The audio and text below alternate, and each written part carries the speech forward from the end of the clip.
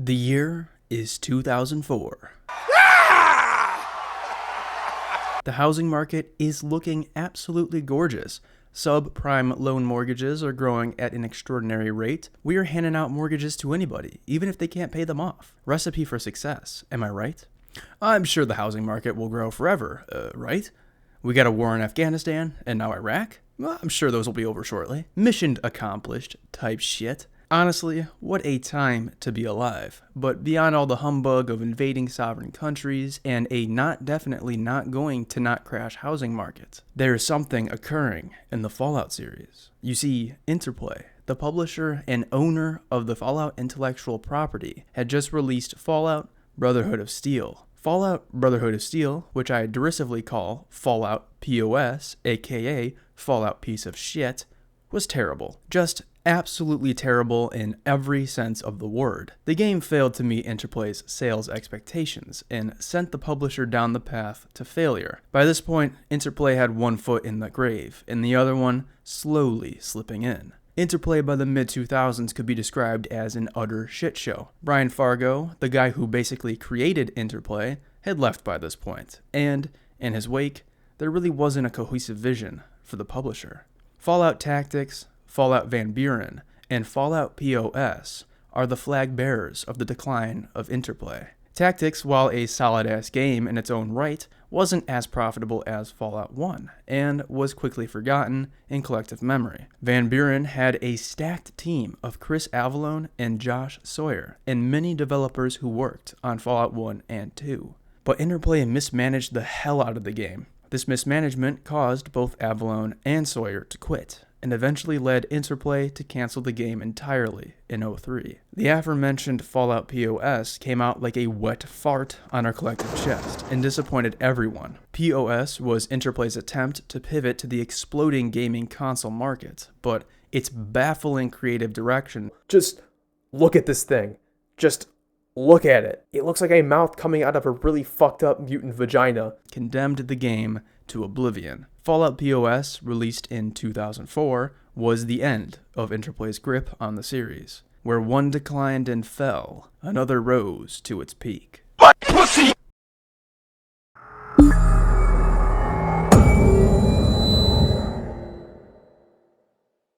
Bethesda was founded way back in the day. I'm talking 1986, ladies and gentlemen. 15 years later, in 2001, Bethesda would split its publishing and development operations, and from that split would become Bethesda Game Studios. Bethesda Game Studios would develop a little-known game called Elder Scrolls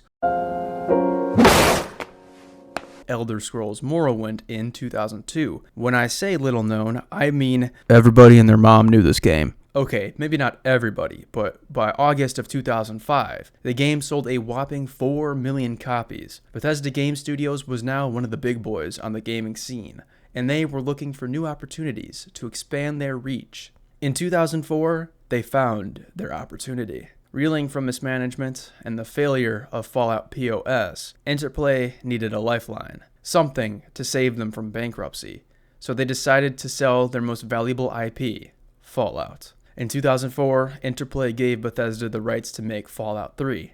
This was, of course, after Bethesda bullied other, smaller bidders like Troika Games and a certain Obsidian Entertainment for the license. Both of these development studios actually had people who had worked on the original Fallout games working for them. Most notably, Troika was co-founded by Tim Cain himself, but Bethesda had the most money. As a result, they got the rights. The full takeover of the Fallout IP would be completed in 2007, when Interplay gave all the rights to the Fallout IP to Bethesda. Thus, we are firmly in the Bethesda era now. Bethesda would begin developing Fallout 3 in late 2004. The team was initially small, for most of Bethesda Game Studios was developing the little-known Elder Scrolls Oblivion. Oh wait, never mind, that one was also wildly successful. When it released in 2006, Bethesda pivoted to Fallout 3. There was a decently large development team, but I will focus on only 2 members of the team, Todd the God Howard and a certain Emil Pagliarulo. Apologies if I'm mispronouncing that. Todd Howard was the director for Fallout 3, and Emil was the lead writer. This will become more important as we discuss further installments of Fallout, but for right now, keep this in the back of your mind. Fallout 3 was in full steam after Oblivion and had a release date of 2008. So let's go to 2008 and see how it panned out. The year is 2008. Yeah, turns out deregulating finance, slashing interest rates to the bone, then raising them suddenly, handing out shitty loans to people, and not running background checks on them. Not a great plan. That housing market, shit's in the shitter. And we are still in Iraq and Afghanistan. What a lousy time to be alive. But hey, we got Fallout 3, and oh my god. Oh my god! Was it a success? It shipped 5 million copies in its first week and catapulted to the moon. Todd the God Howard has blessed us peasants with this game, and everyone was singing his and Bethesda's praises. The game launched straight into Game of the Year and cemented itself in the annals. Wait, what? In the annals of history as one of the greats of all time. Fun fact, the first 4 mainline Fallout games, and I'm including New Vegas in this because, come on now, it is de facto a mainline game, but the first 4 mainline Fallouts are all on Wikipedia's list of the greatest games of all time. Fallout 3 was a revolution, and, to many, it was their first time playing the series. Critics and casual players alike couldn't help but sing this game's praises, and its legacy seemed assured. However, in the background, beneath the praise and admiration, there were some who disputed Fallout 3's status as one of the GOATs. This group felt the game failed as a sequel to the originals. We'll call this group the Old Believers. Oh, no, not those ones. This group vehemently rejected Bethesda's vision for the Fallout franchise. But for now, they were massively outnumbered by the New Believers, the followers of the church Todd the God Howard. I'd argue this dynamic lasted for roughly a decade. Fallout New Vegas and even Fallout 4 did little to shake opinions on Fallout 3 and Bethesda as a whole. Both Fallout 3 and Bethesda were still seen as at the top of their game. However, there was one salient moment where everything was shifted on its head. A paradigm shift like no other in Bethesda's history. I think you know what I'm talking about. That moment was Fallout 76. All of this just works.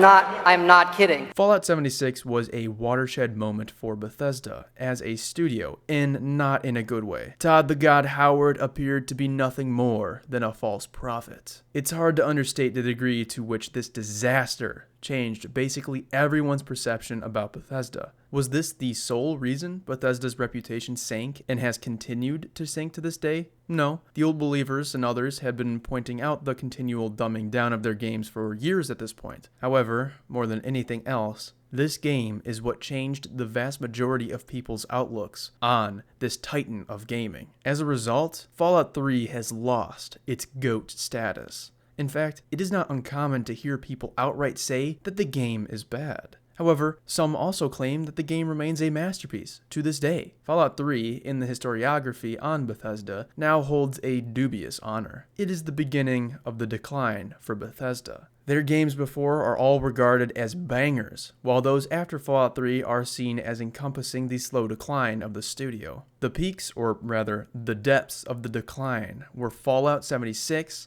and Starfield. Fallout 76 was a broken, buggy, uninteresting, flaccid excuse for a game when it released in 2018, and Starfield was, quite frankly, boring. Those are just my opinions. Fallout 3 has not stood the test of time, unlike its predecessors. Its mainline predecessors, that is.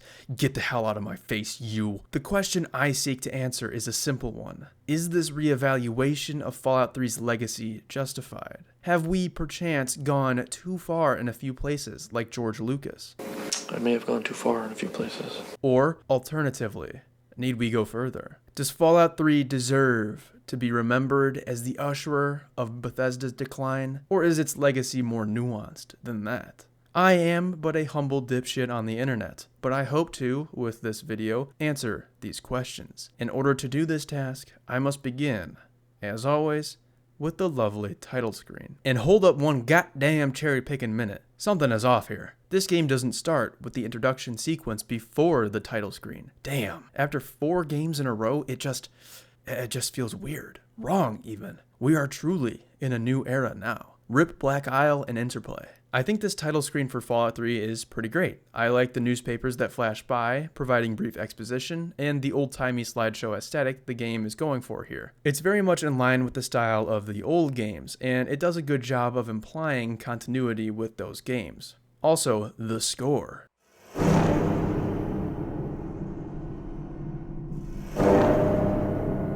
Jefferson 76-ish? Damn, bruh. That shit fucking good. Say what you will about the game. The actual original score for Fallout 3 is brilliant. The main title screen score, aptly named Main Title, is one of my favorites of this game. The main backdrop of the title screen is this power-armored gentleman, or gentlewoman, I honestly can't tell. Interestingly, this is a new design that we haven't seen in any of the games before this. Given Fallout 3 takes place on the opposite side of the US, I wonder who this new power armor design belongs to. The design itself is decent, but I definitely prefer the T-51B, the glorious, sleek, and sexy advanced power armor, and the caped power armor of Fallout Tactics to this one. Again, not a bad design, just not on the level of the other iterations. Overall though, this is a fantastic title screen, and definitely stands with the likes of Fallout 1 and 2. After the title screen, we get the intro cinematic, and it's also damn good. We begin on a scene of guttering and flickering electronic components. They end up being a part of a radio that's playing I Don't Want to Set the World on Fire by the Ink Spots. The camera pans through a bus, and at first it seems okay. It's a bit dirty, but you know, maybe everything is okay here, and oh my, no, it's not. The camera goes out of the bus and reveals a dilapidated Washington monument. The music gives way to the ambience of the dead city and some powerful orchestral notes. The intro ends by revealing this power-armored man wearing the same armor from the title screen. He stares into our being before the intro cuts to black, and wait, is that on his chest? Is that the Brotherhood? Nah, there's no way. This is thousands of miles away from California. My eyes must be playing tricks on me.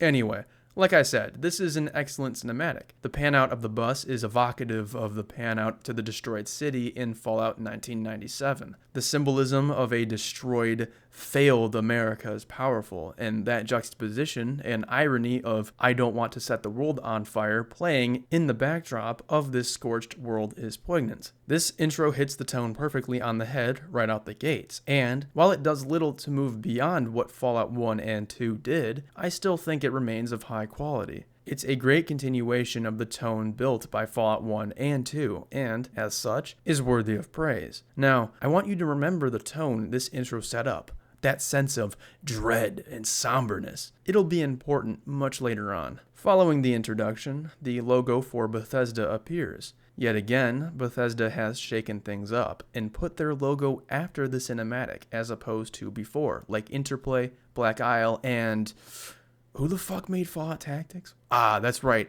Microforte. Who? The logo for Fallout 3 appears, and then the legend himself speaks, that all too familiar phrase. War. War never changes. Ron Perlman, it's good to hear your ass after 7 long years. Perlman, as always, lays down the deets on the meaning of that phrase, war.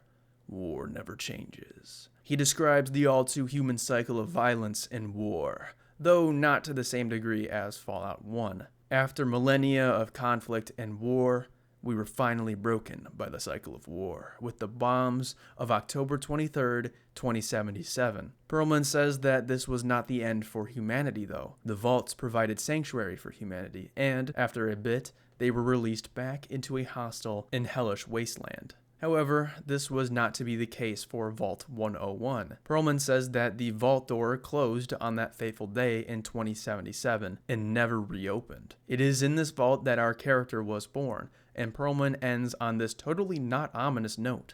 It is here you will die. Because in Vault 101, no one ever enters, and no one ever leaves. Damn, bruh. Why you gotta make it sound so spooky? Now, I'm going to just address El Elefante en la Cama wait. Oh shit, my bad. I meant to address El Elefante en la habitación, not in the bed. There is no elefante in the bed. Fun fact, in college I was known as an elephant in the sheet. Anyway, the most salient aspect of this exposition is that, well, Ron Perlman straight up lies to us. Our character was not born in the vault. The vault has opened to outsiders before, and obviously, we aren't going to die in the vault. I don't know exactly how to feel about this, because Perlman wasn't an unreliable narrator in the previous games. He's a prime example of an omniscient narrator, and, as such, knows that our character wasn't born in the vault. Now, it's not impossible to have an unreliable omniscient narrator, but why now? Why make Perlman into one when he wasn't before? It needlessly throws into question everything he's told us before in the other openings and endings. It is also just jarring. An omniscient narrator can be a character unto themselves, and while Perlman isn't quite his own character in the Fallout story, he has a distinct tone and way of carrying information. His dialogue is often dry, detached, ruthless, and laced with heavy irony through his deliberate calmness while describing absolute horrors. He isn't a character given to blatant fabrications. He tells it exactly how it is with his patented cold demeanor. In an introduction that does fantastic work establishing continuity with the past, this one decision stands out as rather odd. Beyond Perlman's lies, however, this introduction is awesome. Unlike Fallout 2, this really isn't an evolution from the previous two games, but rather a reinforcement of information that was already given. I think that this was an excellent choice here, as the last mainline Fallout game was released a decade ago, by 2008. Additionally, this will be many people's first time with the series, so it makes sense to establish the basics. It's short, provides all the necessary information, and gets the player hooked. Is it as legendary as Fallout 1 and 2's introductions? No, not at all, but it is damn good. The intro fades to black and then white. I came shooting out my mom's vagina at Mach 10 and whoa. Hold up. What the fuck? Nah, there's no way. Todd, Emil, why did you start with my literal birth? That's just goofy as hell. Bros couldn't decide where they wanted the story to start and just said, fuck it. Started at the beginning of the protagonist's life. Jesus, bruh. Yeah, this is where the intro just nosedives off a cliff. I'm talking Back to the Future style. I kind of get what the writers were going for here, as the game begins with our birth and ends with our death.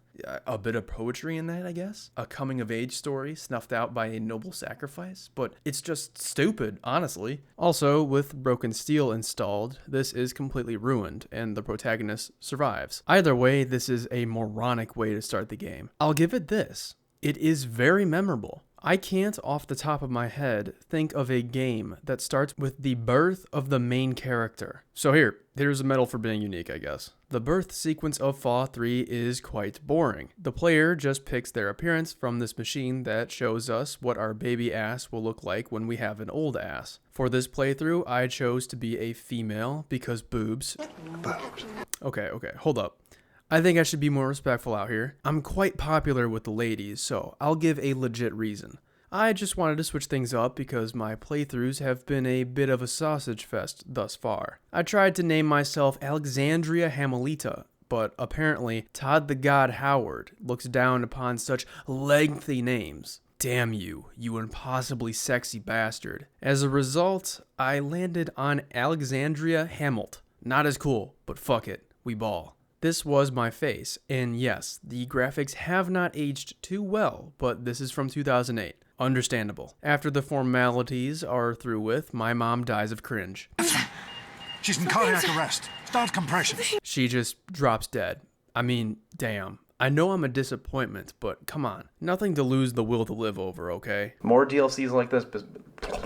These battles are all very easy. And my man opener, no, not my penis. Okay, you got me. Maybe I am that much of a disappointment. Apologies if any of you out there biffed it due to sheer cringe like my mom did in Fallout 3. After my mom kicks the water bucket, a year passes. I'm a 1-year-old. Yay. Here you play with ball and learn how to walk around.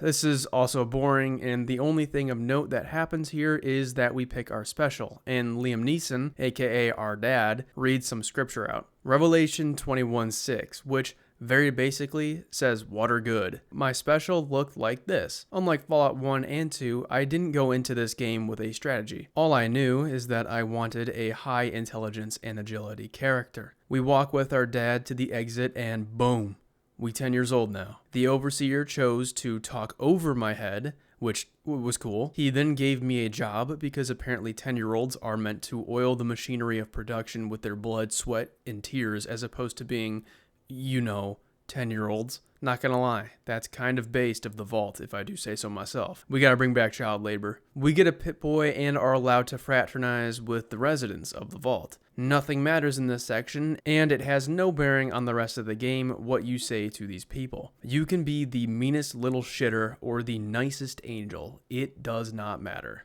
Cool. This is fine because it's the tutorial, but it would have been neat if somehow our actions came back during the escape or when coming back to Vault 101 later in the game. A bit of a missed opportunity there. We meet our best friend Amata, nice guy Vault Cop Gomez, Stanley, old lady Palmer. Damn, she's so old it's part of her name. And other people. This section is also not very interesting. My bully, Butch the Bitch, tries to yoink a sweet roll Lady Palmer gave to me. I told him to shove it up his mom's Asina, and he tried to murder me in cold blood. Gomez diffused the situation though. Dad then tells me to go to the lower regions of the vault to see Jonas. Jonas hands me a gun, hell yeah, and I was to shoot a few targets. I ended up shooting my father and Jonas several times. After attempting to murder my father and his best friend, Jonas takes a picture. And I'm 16. First thing I did as a 16-year-old was try to murder Stanley.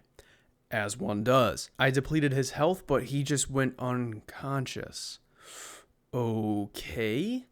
I'll have more to say on that later. Butch was bullying Amata, so I went in guns blazing and ran away like a little bitch to the loving arms of Mr. Brotch, whose name is eerily similar to Crotch. This is the GOAT test. Bruh, I play video games for escapism, not to take tests. It does have some funny moments though. This test is all about hypothetical situations that the player is put in, and you can straight up choose answers that murder people. It's insane the test allows that option, but hey, this is Vault-Tec after all. My Gex scores resulted in me becoming a tattoo artist. I talk with Mr. Crotch and he says that the test is utter bull roar, and he just allows me to change my answers. So that entire test was fucking pointless. This is the skill tag screen. I picked speech, energy, weapons, and repair, and went along my merry way. 3 years later, and the entire vault is trying to kill me. My dad decided that he had a particular set of skills, and just dipped. Thus,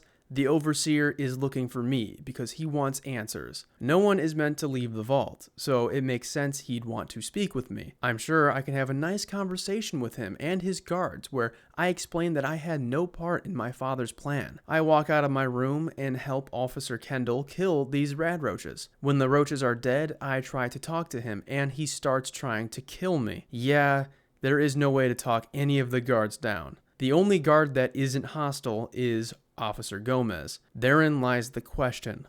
Why? Why are these guys out to kill me? First off, they've known me their entire lives. I'm assuming that they have some relationship with our character. I've done nothing wrong at this point. They have no proof that I conspired with my father to open the vault. The game gives the excuse that the Overseer has gone mad, but come on. The Overseer isn't an idiot. Sure, he might be enraged, but he has to understand that he needs me. This vault has a limited population. Genetic diversity can only go so far with this population, and killing them isn't going to help. Even if he is dead set on removing me from the vault, why kill me? Not only do you risk your own men in the conflict, but it's pointless. You can just escort my ass out to die in the Wasteland. The entire situation feels contrived, like the writers just couldn't think of a reason for us to leave the vault, and just forced it to happen inorganically. From an RPG perspective, this is even worse. I get no choice here with how to deal with the guards. It is either kill them or run. No use of skills,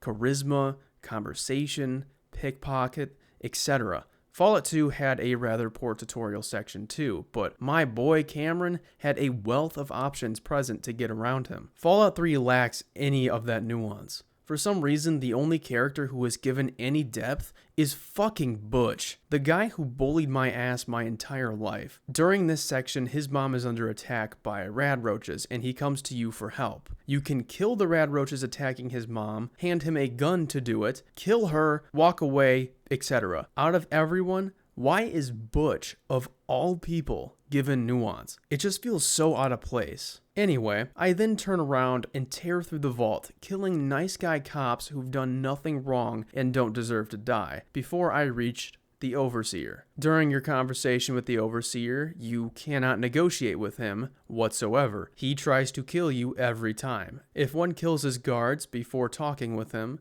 the Overseer develops a serious case of schizophrenia. Guards! Guards, help! She's here! Don't let her get away!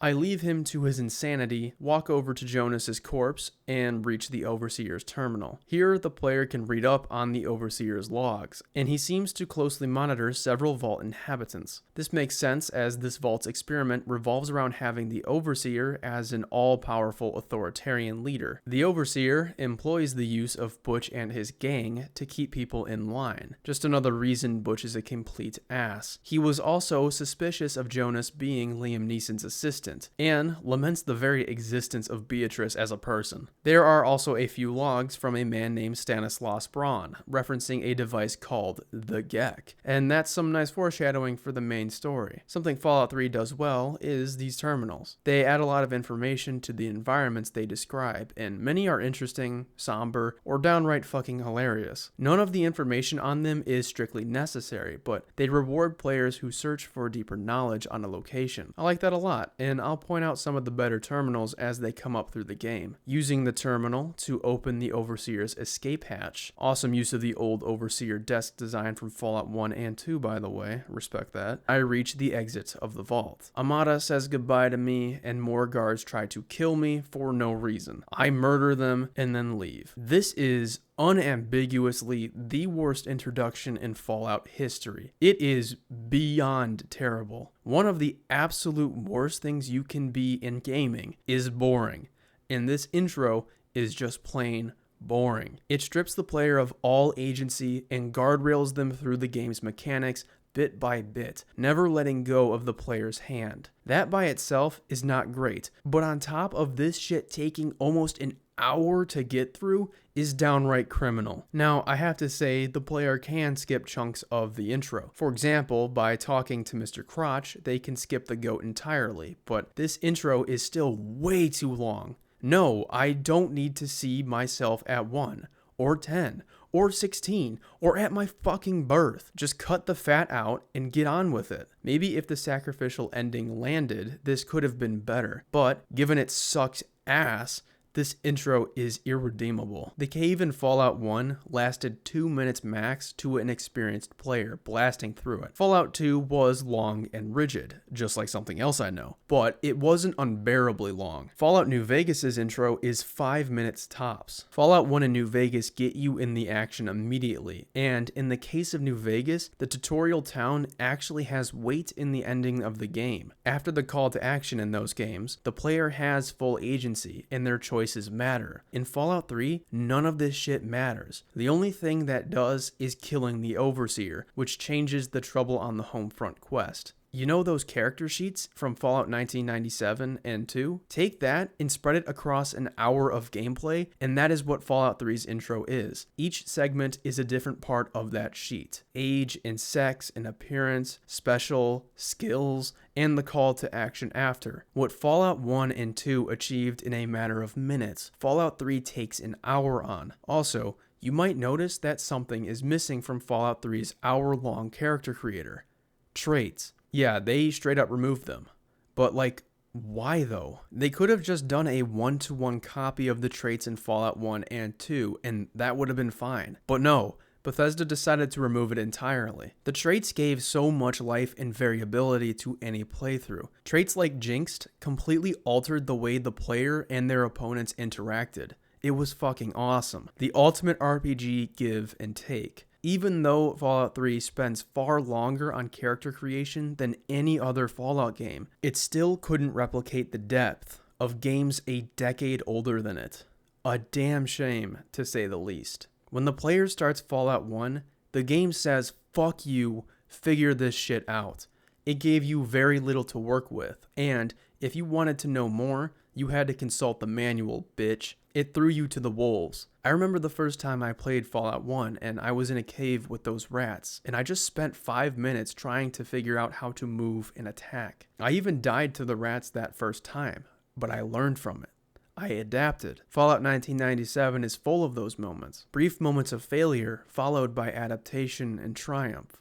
As will become more abundant soon, Fallout 3 lacks those moments. We have an entire portion of the introduction where the game teaches you how to pick up a ball and use the WASD keys. Unless you've never heard of gaming as a concept, this is completely unnecessary. The game makes you a literal baby and says, "Hold my hand, dumbass." After such a strong opening cinematic, this introduction just grinds the game to a halt. There is very little I would say is good about this intro. I think the best parts are the funny questions on the goat, and Butch of all things. I actually think it's really cool that you can hand Butch a gun to kill the rad roaches. The game takes into account the inventory of an NPC, and it makes Butch feel like a real person capable of solving his own problems, rather than a basic NPC quest giver. Now, does this feature make any other appearance in this game during another quest? No, it doesn't. Which is a shame because it's a neat detail. I'll still give this moment in the tutorial section credit for bringing something cool to the table anyway. Beyond that,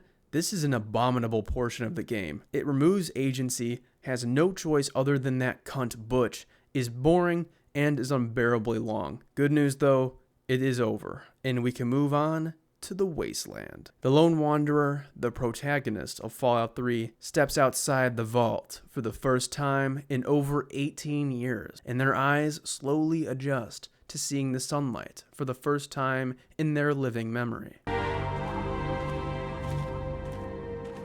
Damn, that soundtrack is good though.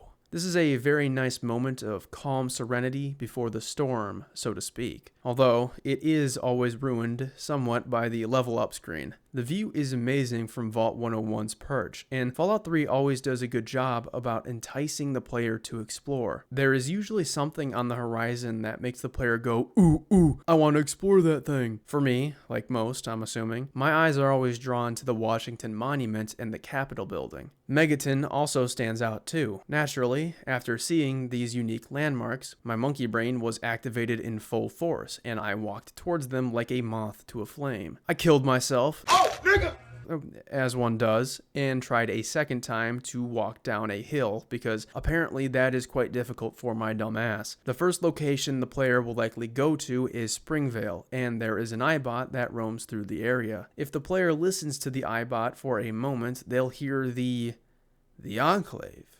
You mean the guys I annihilated back in 2242? I mean, okay, this makes sense though. This is Washington, D.C. after all. The remnants of the US government would likely have the most presence here of all places, but yeah, this is a lame-ass introduction to the Enclave's presence in this game. Remember, this was how Fallout 2 introduced these fools.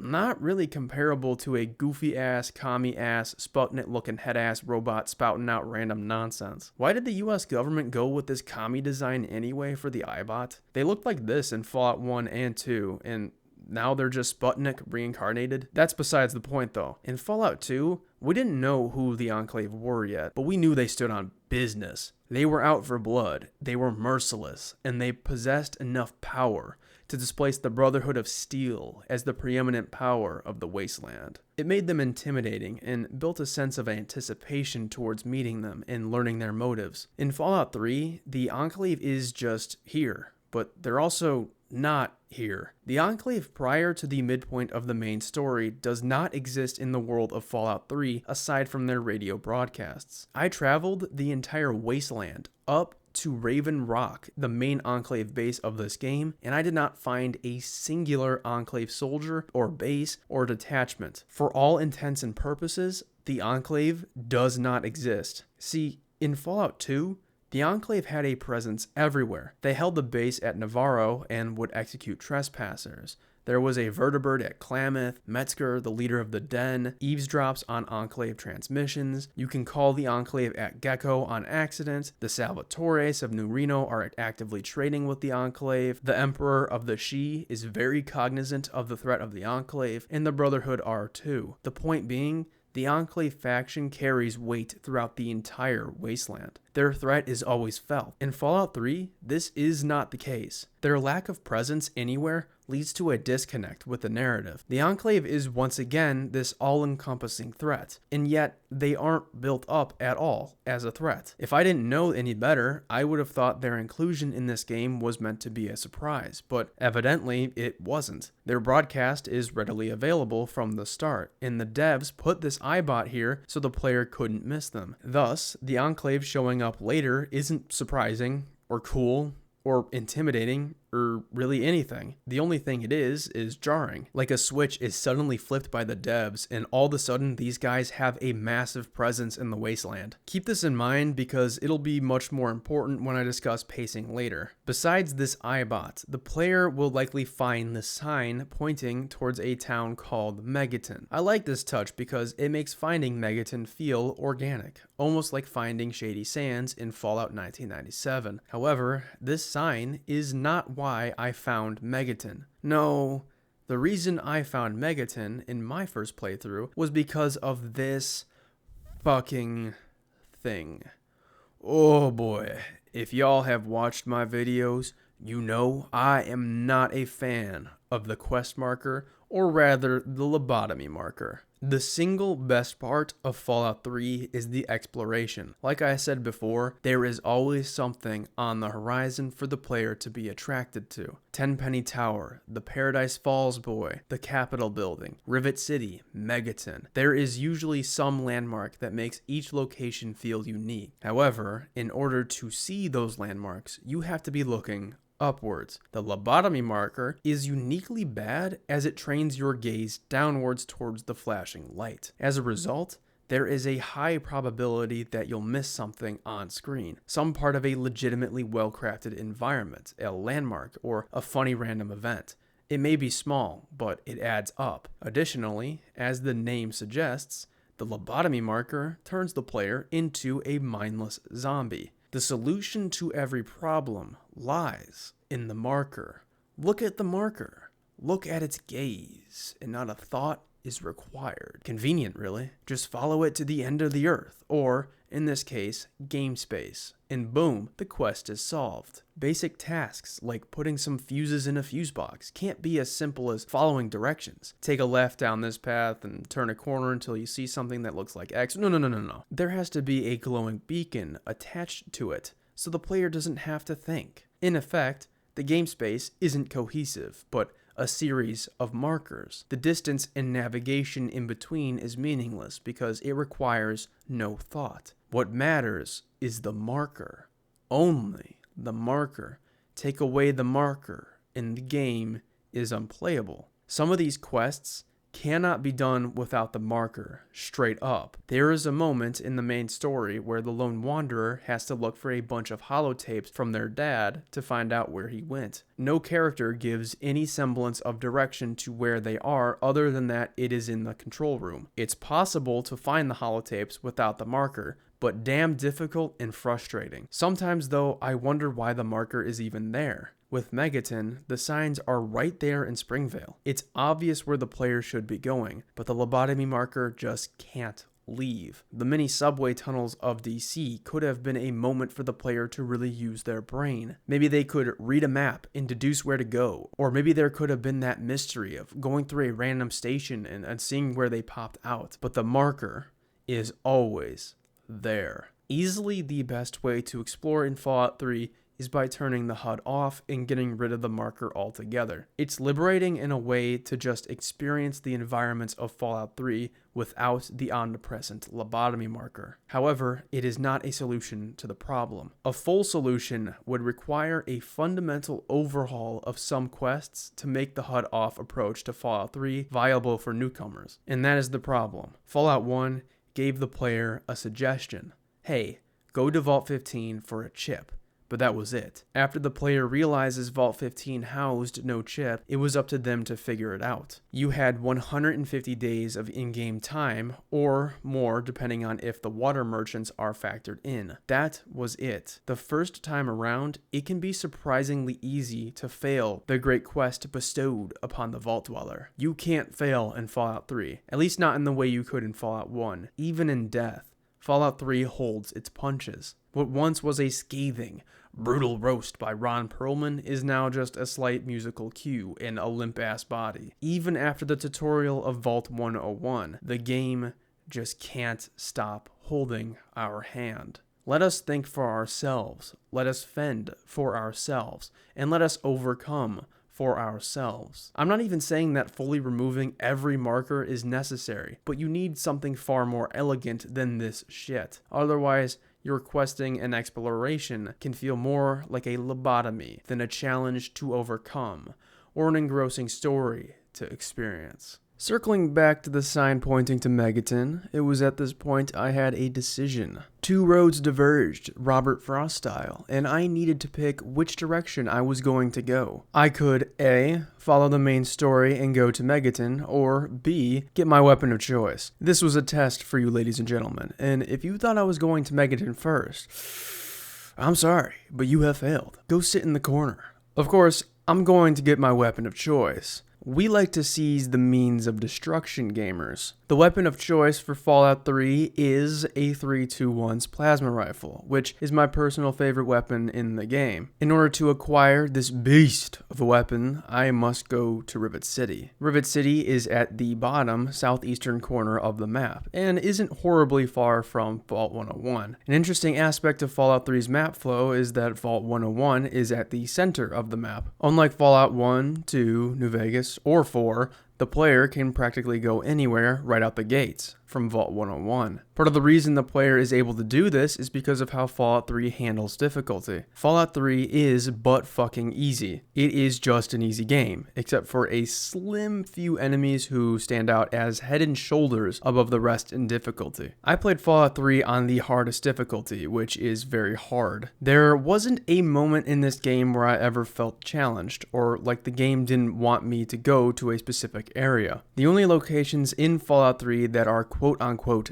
difficult are some parts of DC, Vault 87, and Old Only. That's about it. Enemy variation in Fallout 3 is tied directly to level, so Enclave Hellfire Troopers won't appear until roughly level 20, and albino rat scorpions don't appear until then either. The player is confronted by low-level base Enclave soldiers, raiders, and other base-level creatures. The beginning levels of Fallout 3 are oddly some of its easiest, because all the enemies the player faces are so weak with such low-level equipment. In effect, neither the player nor the lone wanderer goes on a hero's journey, like in Fallout 1 or 2. In Fallout 2, the Enclave would fuck you up if you dared cross them. Maneuvering around them was a testament to one's skill or sheer willpower. The game slowly builds the Chosen One up to be this beast that can finally take down the Enclave with their own hands. The progression there is palpable, from a cowering, scared, hopelessly outmatched backwards tribal to a beast of the Wasteland who could stand to challenge the likes of Frank Horrigan in combat. Fallout 3 starts the player as the daring adventurer, and instead of having difficult enemies, the game builds up already existing enemies to match the player's levels. That's where the weird adjectives like giant albino rad scorpion come from. It's the game correcting the enemies to keep them in line with the player. Combat in the late game isn't necessarily more difficult than the beginning though, just so goddamn tedious. These enemies with extra titles tend to have a far greater health pool, sometimes to the point of absurdity. The giant albino rad scorpions are the worst offenders here. They have so much health that they can regularly take down Deathclaws. Feral Ghoul Reavers and Super Mutant Overlords are also terrible enemies that are just mind-numbing to take down. The Overlords were so obnoxious that I pulled out a fat man to deal with them every time I saw them. By the time the player is facing Overlords and Reavers though, they have so many stim packs that the game still lacks challenge. I additionally found these enemies repetitive. Here's a tip for Reavers: shoot them in the kneecaps. It works every time. For Overlords, knock their dumb triple shot laser rifle and they're helpless. The only enemy that lacks a true weakness are the albino rad scorpions. Albino rad scorpions have a health pool of 1,500, which is only surpassed by super mutant behemoths and the legend himself, General Jing Wei. If the only creature that can compare to your health is fucking Jing Wei, then you know you are an absolute unit. I'll give albino rat scorpions the gold medal for difficulty, as they are, besides Jing Wei of course, the only enemy I'd call difficult in Fallout 3. Their spawn rate is diabolically high, and they haven't a weakness to speak of. With every enemy scaling so much, Deathclaws are ironically one of the easier enemies of the late game, because they don't scale. By level 16, I already found Deathclaws to be beyond easy to take care of. I'm sorry, if a crumbling, dusty ass, osteoporosis riddled, crooked spine looking head ass, brain dead feral ghoul wearing barely any armor is harder to kill than a goddamn Deathclaw, you've lost karma with me. That's indicative of an unbalanced enemy scaling, and is borderline a retcon of Fallout 1 and 2's depiction of ghouls. In Fallout 1, feral ghouls were shambling, barely alive humans. They were brittle and easily disposed of. They were in no way comparable to the likes of a Deathclaw. In Fallout 2, a ghoul named Lenny says that ghouls are incapable of running. He notes that the ghouls of Necropolis knew the Vault Dweller was a smoothskin immediately because he was running around. Yet, in Fallout 3, ghouls can haul ass, and Reavers are one of the fastest enemies in the game. So yeah, not only are the Reavers a terrible enemy because they're just bullet sponges, but they aren't consistent with their previous iterations. Ghouls are not comparable to Rad Scorpions, who are themselves not comparable to Deathclaws, who are also not comparable to Super Mutants. Overlords, Reavers, Albino Scorpions, and Deathclaws all feel comparable to each other. They're all tough as nails, deal insane damage, and spawn constantly. They vary slightly in difficulty, with albinos on top and Deathclaws on the bottom, but they are all relative. That should not be the case. They should all pose a different type of threat. Maybe ghouls are a swarm enemy, weak in health, but they make up for it in sheer numbers. Maybe super mutant overlords are dastardly with energy weapons and can coordinate with each other, but don't have insane albino rad scorpion-esque health pools. Albino rad scorpions can retain their health pool and strong armor, but maybe their sting isn't as powerful. Maybe give them an even more powerful poison effect that requires an anti-venom consumable to cure, like the one in New Vegas. This would make their upfront damage weak, but their long-term damage immense, further differentiating themselves from their peers. Make Deathclaws the absolute beasts of the Wasteland, as they should be. They can deal the most damage and have decent armor, but not to the extent of an albino scorpion. Throw in some matriarchs and alphas to give some variation to these fools and have them strike fear into the player. As is though, fighting overlords, rad scorpions, deathclaws, and reavers all felt vaguely the same. There are some cool elements here. I like that reavers throw pieces of their body at the player, and that albino rad scorpions will heal in the sun. However, they aren't fundamentally different. They are all high damage, high HP, heavily armored opponents who aren't usually in high numbers. You'll see maybe 2 or 3 ghouls, deathclaws, rad scorpions, mutants in any given party except for scripted events. As a result of the more difficult enemies having no variety and every other enemy not being worth a damn, exploration is not as fun as it could be or should be. Speaking of exploration, Fallout 3 works on a random encounter system in a clear attempt to pay homage to the random events of the old games. This was a good choice in my opinion, but time and time again, I found the same fucking enemies. It was always albino rad scorpions, overlords, raiders, yaoguais, and deathclaws. Over and over.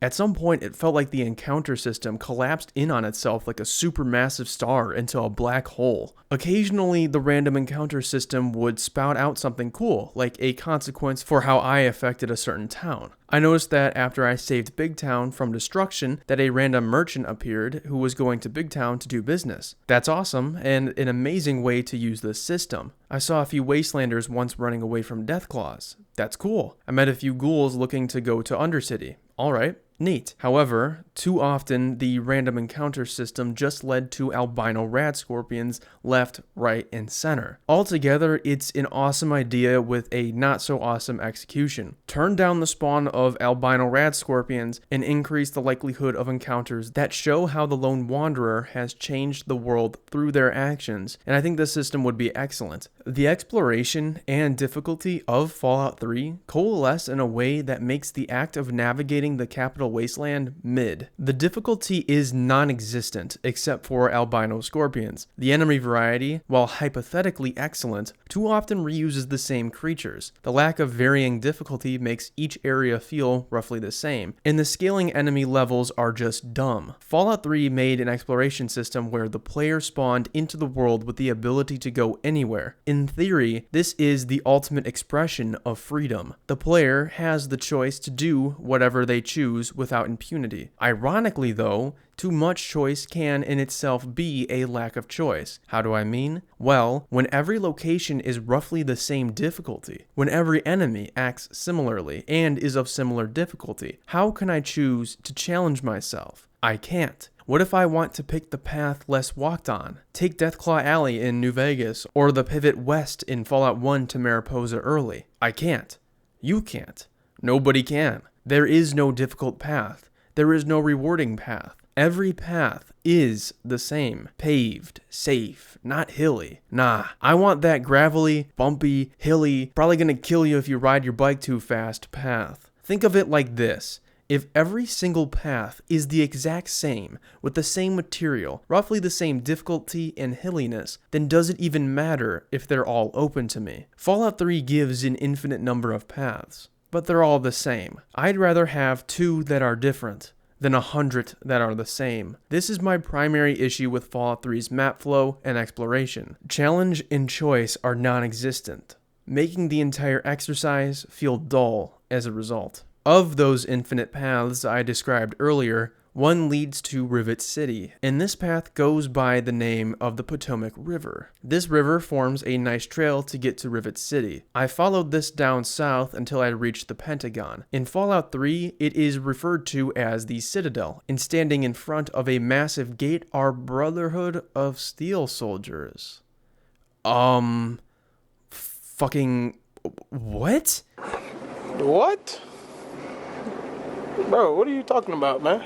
You mean the Brotherhood of Steel, who hides in bunkers and shuns the outside world? The Brotherhood of Steel, who exists in California. What the hell are they doing out here? And how do they have so many soldiers? Remember, last time we saw these guys, they were declining in power. They didn't adapt, so the world passed them by. I guess my eyes did not deceive me in the intro. The Brotherhood is here in DC, but I cannot speak of them yet, for I cannot gain any more info on the Brotherhood until I do the main story. Irregardless, oh yeah, oh I see you, oh yeah you, you're going to comment on this video about how I say irregardless instead of regardless. Don't do it, gamers. Do not allow yourselves to be rage baited. Purge that hate from your soul, for it can only be poison to the mind and body. Irregardless of getting jump scared by those bunch of Californian cultists, I reach Rivet City. Rivet City is a massive boat, and on paper, this is an inspired idea. At first, all seems right with this location. The entrance has a homeless person. Even when you're blown to high hell, America, you still have homelessness. never change, and a massive drawbridge that swings out to attach the boat to this dock thing. I'd question the practicality, but it looks cool as hell, so it gets a pass. This dude, Harkness, pulls me aside to tell me to do no funny business, and I am free to explore the boat. And I'm just gonna say it. This might honestly be my least favorite location in Fallout history. The interior is a mess of gray infrastructure, long halls, and every section of the boat kinda just blends in to feel vaguely similar. I get it, it's an old aircraft carrier, but something could have been done to make each section feel a bit more distinct from one another. I think Rivet City's layout fails because it's in Fallout 3. Fallout 3 is a game with a shit ton of terrible, ugly gray infrastructure. The buildings are gray, the sewers are gray, the walls are gray. Everything here is gray or some grayish version of another color. There are exceptions, of course, but Fallout 3 is a game riddled with gray. Not in the moral sense, of course, but in the chromatic one. Thus, maybe in a less gray game, Rivet City could pass, but not in this one. Rivet City is the most developed city in the entirety of the Wasteland. It has a science center, a fully running police force, and is heavily populated. I usually tend to stay away from the wiki when doing these videos, but I briefly went over to Rivet Cities to look at its history, and the wiki had this to say. Rivet City is the largest settlement around the area of the former American capital in 2277, housing such amenities as standing law enforcement.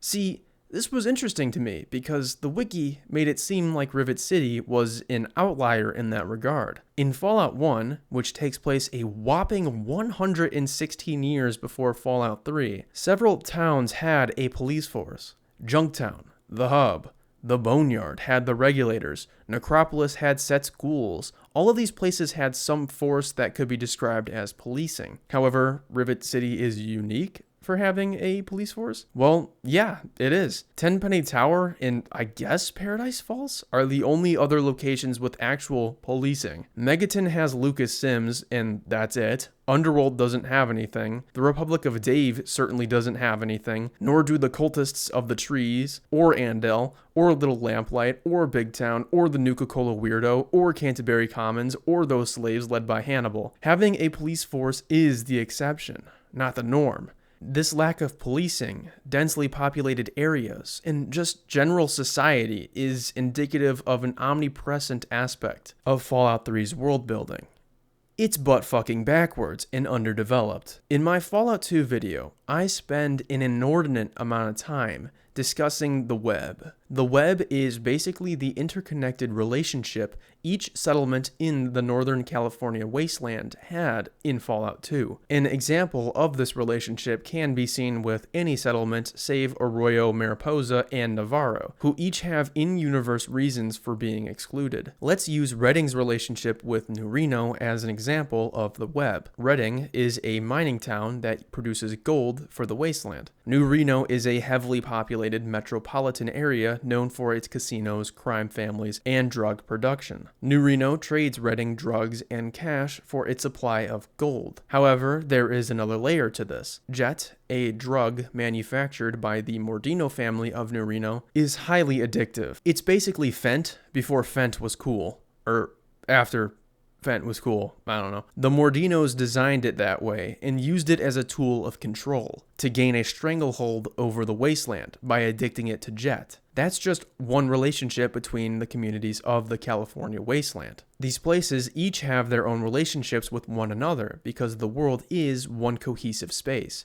It's a telltale sign that progress has been made in society, which makes sense because Fallout 2 takes place 150 years after the bombs. People tend to enjoy life at high standards of living, so they generally take actions to actively improve their material conditions. Fallout 2 is a game about moving on from the past, and the world plays an integral role in furthering that theme. The progress of the Fallout universe was logical and deeply engrossing, and as such, it remains one of my favorite aspects of Fallout 2. This is not the case for Fallout 3. Fallout 3 takes place an additional 36 years after Fallout 2, but if you told me it took place before even Fallout 1997, I would believe you. The world of Fallout 3 is fundamentally broken. It's almost as though the bombs just dropped and people are just putting the pieces back together. The world of Fallout 3 is not one of development or production or progress or really anything. You cannot tell me what relationship Rivet City has with Megaton. What does Rivet City trade Megaton for? What does Megaton trade Tenpenny Towers for? What relationship does Cantebury Commons have with the Republic of Dave? Or the cultists up north? Or anyone?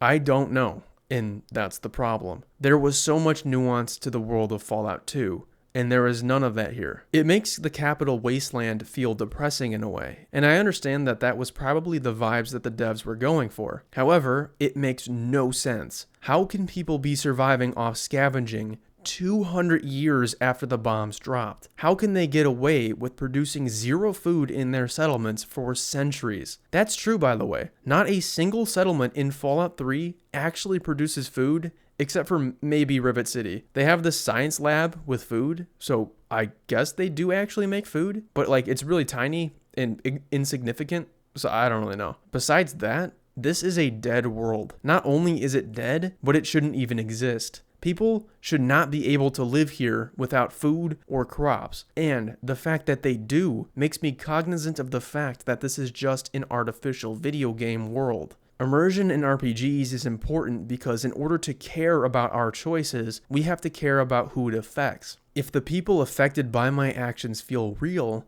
then I tend to give a shit. If they don't, well then, who cares? They are ones and zeros. It goes back to that idea that I care far more about a world that feels real, alive, and breathing than one that is entirely artificial. Never underestimate the power of immersion in the creation of a great RPG. Fallout 3 utterly fails at this. Rivet City is the only settlement that comes close to those from Fallout 2, and even then, the difference is stark. The world of Fallout 3 is small, stagnant, not functional, and, frankly, boring. These communities are so disparate and separated from one another that the annihilation of one off the face of the earth has no bearing on any of the other settlements. I am, of course, referring to Megaton, and that should not be the case. Take away New Reno, and the entire California wasteland is radically transformed. Same goes for the hub or the boneyard. Here's the thing. Does the wasteland have to be 100% realistic? Obviously no, it doesn't. And Fallout 1 and 2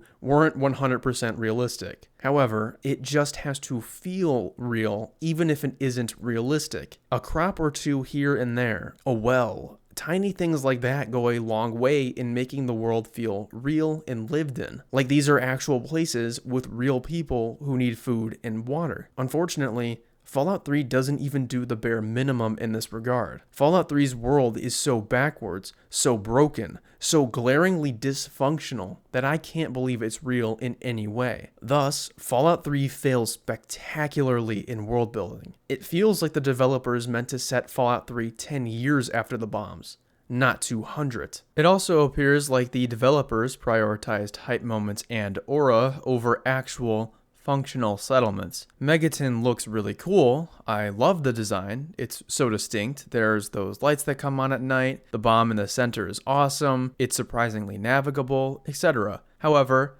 it makes no damn sense. First off, the bomb. I don't care the reason. No human would ever make a community around an extinction ball. Even if it were 100% deactivated, which it isn't in Fallout 3, no one would want to build around it. The point of a settlement is to protect people and allow for a functional society. It's survival in a harsh environment. Putting a bomb in the center that can wipe it off the face of the earth in a heartbeat is so beyond antithetical to any rational line of thinking, it becomes a farce. It's unrealistic and beyond moronic. Also, DC is a swamp. It rains there. It rains a lot there. Megaton is in a crater. Do you see the problem here? Yeah. All of that water is going to fill the basin that is Megaton, and then the entire settlement is just fucked. I respect the design of Megaton, but my god, is it dumb. As for the other towns, most don't have any walls or fortifications to protect against raiders or Talon Company mercs who roam the wastes. They are mostly on flat land, and completely open to attack. Rivet City is the only standout in this regard. It has food, I think, it's defensible, and it's heavily populated. Out of over a dozen settlements, one managed to be good. Great job, Fallout 3. You did great work there. In total, the world of Fallout 3 is far worse than that of Fallout 2 or 1. It couldn't be bothered to do the bare minimum. I mean, the developers didn't even put rainfall in the game. In DC, where it rains all the damn time. Is y'all for real, Todd? Oblivion had rain, and you couldn't be bothered to just port it into Fallout 3? It's just another... Wait a second.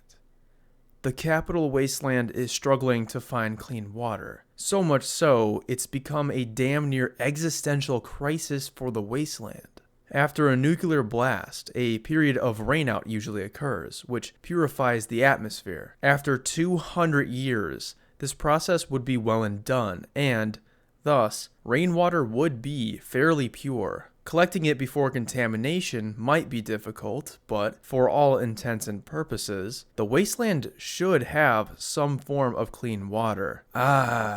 Now I see why Bethesda omitted rainfall. They used the lack of rain as a narrative device to emphasize the hopelessness of the Wasteland's situation. It wasn't a technical limitation of the time, but a stylistic choice. Sorry, but that's a load of bullshit. You can't just omit rain in a story all about clean water. You also can't just break reality to make the narrative seem more urgent than it really is. You doubly can't do that if you're not going to make the situation feel urgent in the Wasteland. A shortage of water is grounds for societal collapse.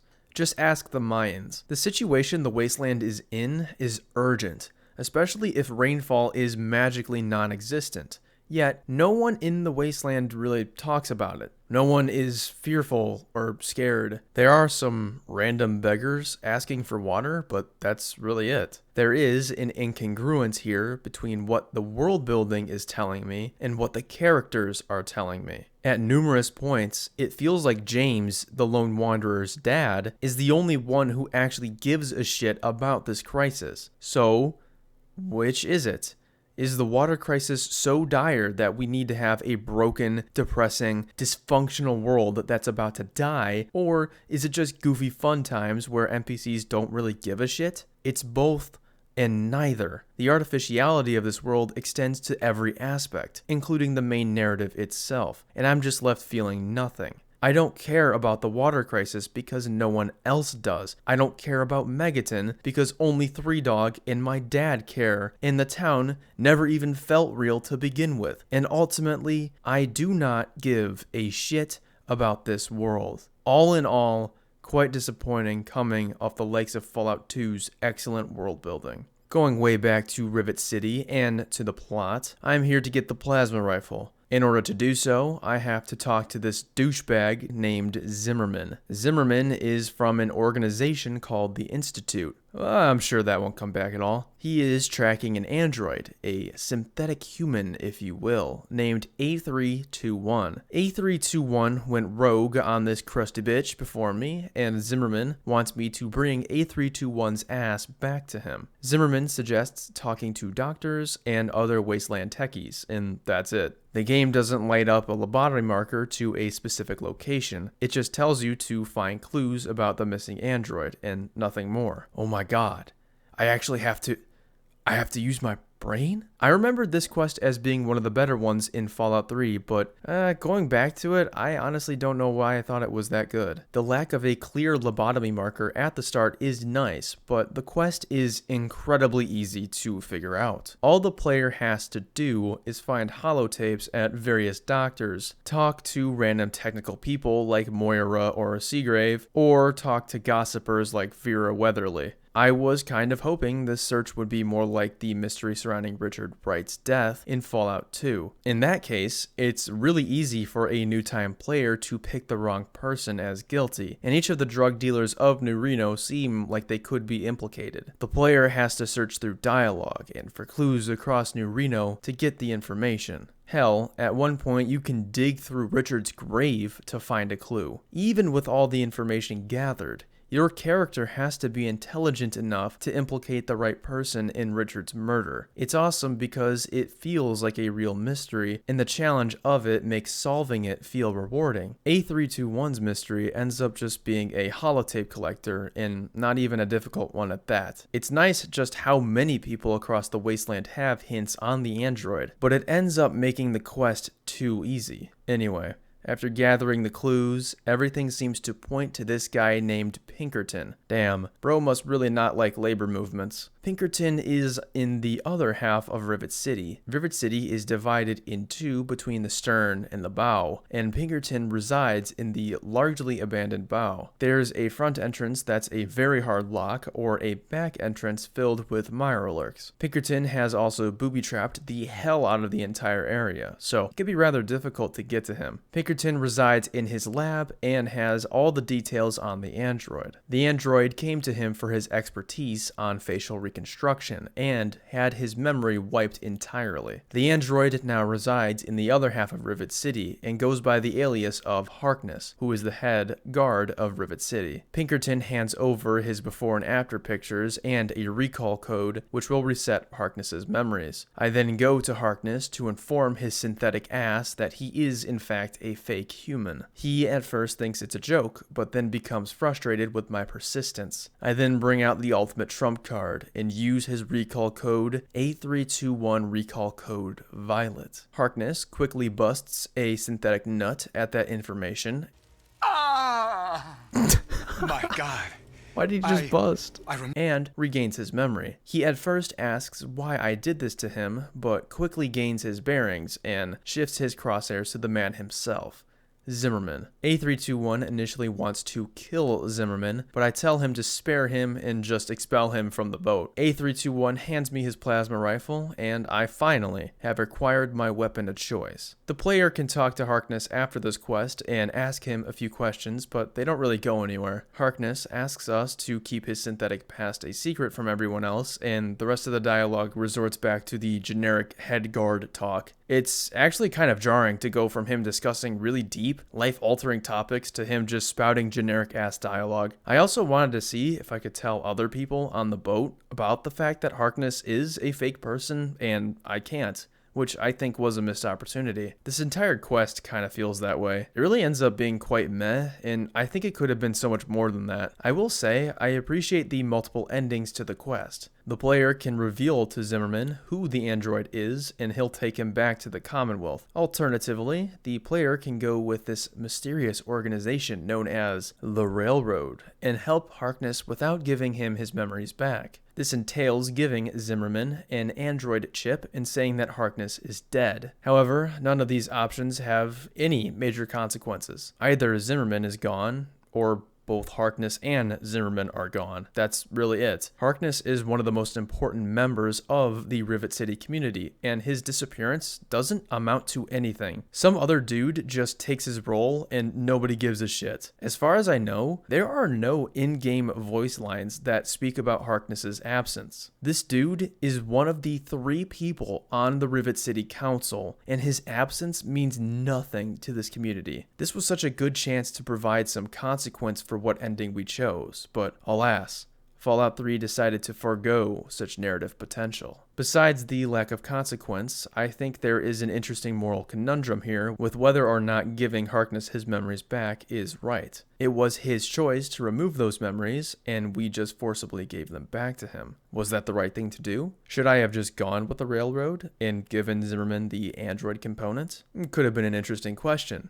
However, Fallout 3 doesn't do anything with it. Harkness gets over regaining his memories so quickly it barely registers to the player that it might have been the wrong thing to do. Hence, this quest that on paper should be one of Fallout 3's bright spots ends up being nothing. The best aspect of it is that it is an excellent use of foreshadowing for Fallout 4, but given Fallout 4's story isn't the best, I don't know if that's entirely a good thing. To my knowledge, this is the only time that Fallout has directly foreshadowed a future installment in a quest. I kind of like that, but in this case, the Replicated Man side quest ends up foreshadowing how shockingly shallow Bethesda's take on Blade Runner would be in Fallout 4. Not a terrible quest, but just not a great one. With my weapon in tow, I am now free to do anything. Now, in my original draft of this video, this is where I turned to the main story, which is what I did during my playthrough. I got a 321's plasma rifle and went on to find my dad in the capital Wasteland. However, I actually want to do the main story of Fallout 3 last in this video because,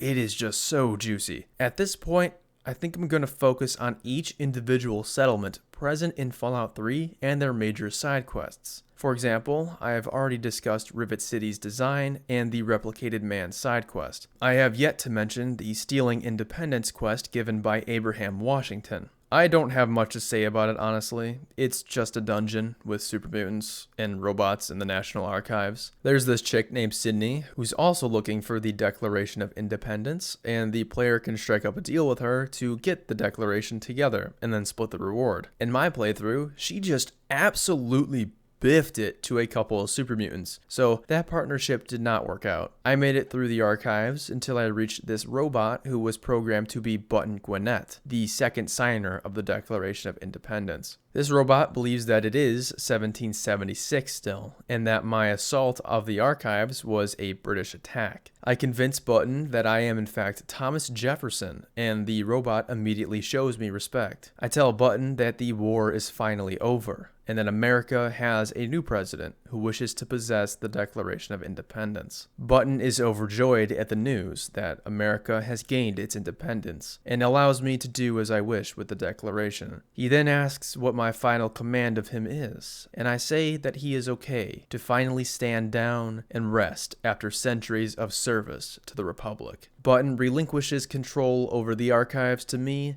and finally powers down. His final words are, "Good luck to you, Mr. Jefferson, and give Sally my regards." Which is a cheeky reference to Thomas Jefferson's relationship with Sally Hemings, who was his slave, and the half-sister of his deceased wife. Kind of a fucked up thing, not gonna lie. This conversation with Button is excellent. I like the use of an intelligence check and speech check, and allowing these robots to finally rest after centuries going over the same loop was sweet. Button Gwinnett is definitely the highlight of this quest. With him and the other robots out of the way, I am free to take the Declaration of Independence back to Abraham Washington. His dialogue confirms that he thought that this was a suicide mission because he is very surprised I was able to get back alive. In return for my trials and tribulations, he gives me 400 caps and railway rifle schematics.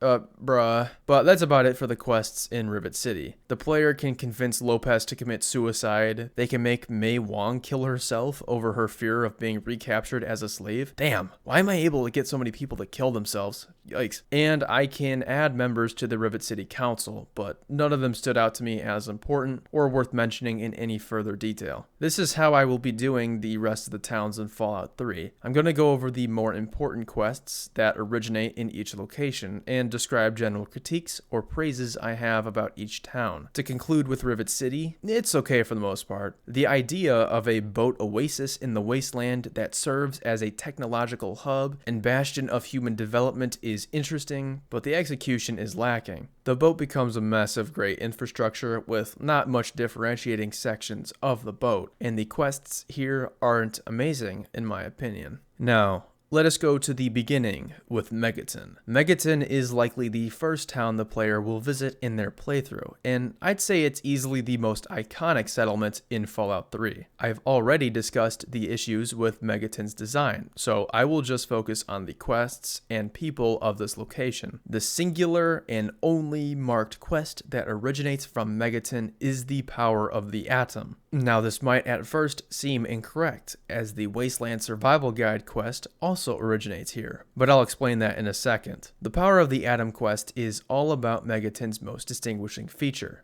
the bomb. The quest can start either from discussing the bomb with Lucas Sims or from talking to Mr. Burke. The choice in this quest is quite stark. The player can either disarm the bomb or nuke the entire town. Disarming the bomb involves just walking up to it with a 25 in the explosive skill and disarming it. Yes, sir. Yes, sir. Yes, sir. Pretty easy. Lucas Sims says great job, and the player now has a home in Megaton that they can customize to their heart's content. Alternatively, Alternatively, if the player is feeling a bit spicy, they can go to Mr. Burke, who offers them a tantalizing proposition. He says that he wants to erase Megaton off the map and wants to use me as a means to an end. He hands me a fusion pulse charge to rig the bomb to explode, and in return for my services, I will be paid handsomely. I, at first, ask Burke if there's any way I can evacuate the people before the town explodes, to which he says, Absolutely not. The place, the people, they're one and the same. Sacrifices for a nobler future. damn. Way to make it seem like you're the good guy. Also, this entire conversation is just beyond retarded. Mr. Burke and I are standing 2 feet away from other customers of Moriarty's saloon, discussing the destruction of Megaton. Mr. Burke is not whispering whatsoever, so these people are definitely within earshot of us. They would immediately question us or just attack us. What's even the point of discussing this within Megaton in the first place? I understand from a gameplay point of view, because having Burke too far away from the bomb would make it difficult for people to get Burke's option, as they would probably have disarmed the bomb before that point. However, it makes no sense to openly discuss nuking an entire town in the town you're going to nuke. The devs should have made this conversation a little bit more subtle. Maybe have Burke walk into an empty room or to his house that he has in Megaton. Otherwise, this conversation feels silly. After getting the fusion pulse charge from Burke, the player can go to the bomb or to Lucas Sims to turn Burke in. I went to Sims first to turn Burke in, and Sims immediately charged towards Burke to arrest him. Sims confronts Burke about his business in Megaton, and a brief conversation ensues. Burke tries to wave away Sims' accusations as people just spreading rumors, but Sims insists that Burke goes with him for interrogation. Burke relents and allows Sims to lead the way to the prison. Lucas Sims chooses to turn his back to Burke, which gives Burke the opportunity to murder him.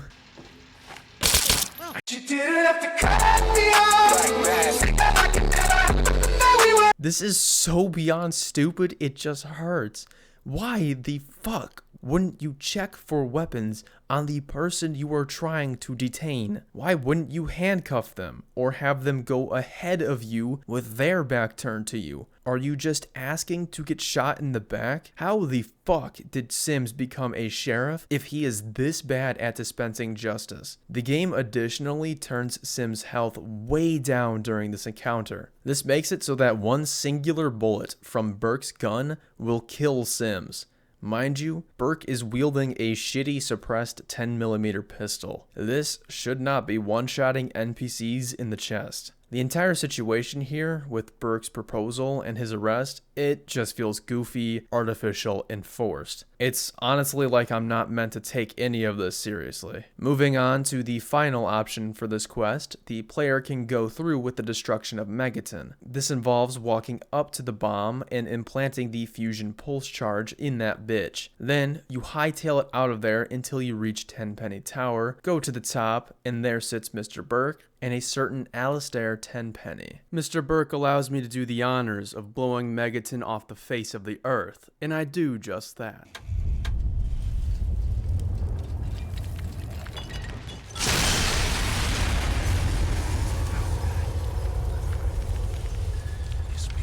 Rest in peace, you poor bastards. So, dear viewer, you must be wondering something at this moment. Why did Mr. Burke and Alistair Tenpenny want Megaton to be destroyed? Why murder 20 or so people and disrupt a major hub of the Wasteland? Well, Alistair Tenpenny gives the answer to that most elusive of quandaries. He says that it was a bit of an eyesore. A bit of an eyesore. Are you fucking with me right now? That's the reason. That's why 20 people had to die? For basically no reason. See, the problem with Tenpenny's motivation here is that it lacks any nuance. The power of the Adam quest is a choice between good and bad, black and white. There is no gray to be had here. No discussion or deliberation on the part of the player. No, there is only being a fucking psychopath or a normal human. Here's an interesting idea. Give a reason why Megaton should be wiped off the map.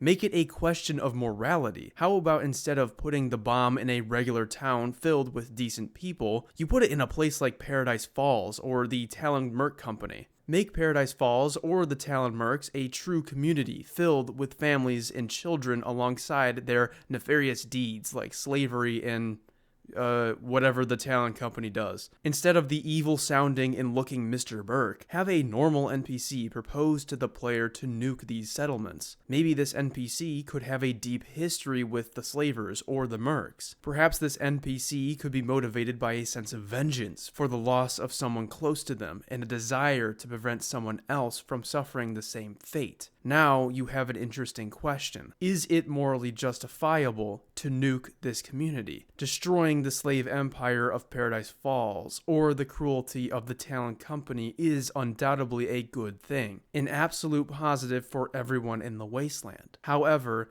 do children and family members deserve a cruel fate for the sins of their relatives and forefathers? Do the slaves or hostages within those compounds deserve to die for the betterment of the Wasteland? That's an interesting question right there.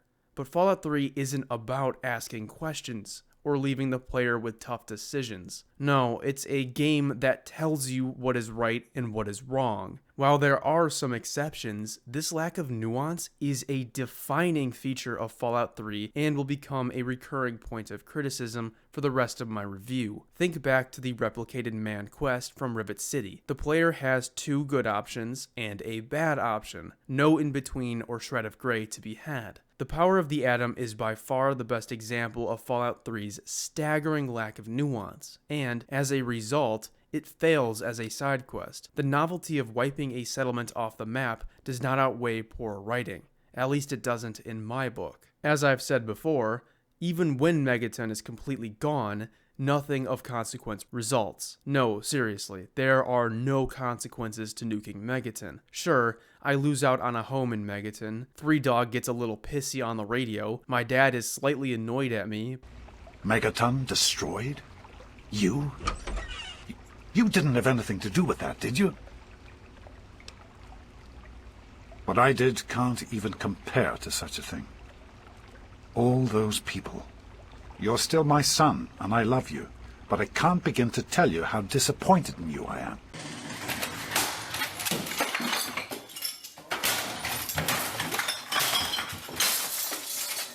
But that's it. Trade routes aren't terribly affected, NPCs aren't pissed at me even though 3Dog is telling everyone I blew up the town. Also, how does that fucker even know it was me? It doesn't matter. Nothing tangible and important happens as a result of Megaton's destruction because the game is just so afraid of giving the player actual consequences for their choices. There are no other named important quests that originate in Megaton other than Power of the Atom. Blood Ties, that's Arafu.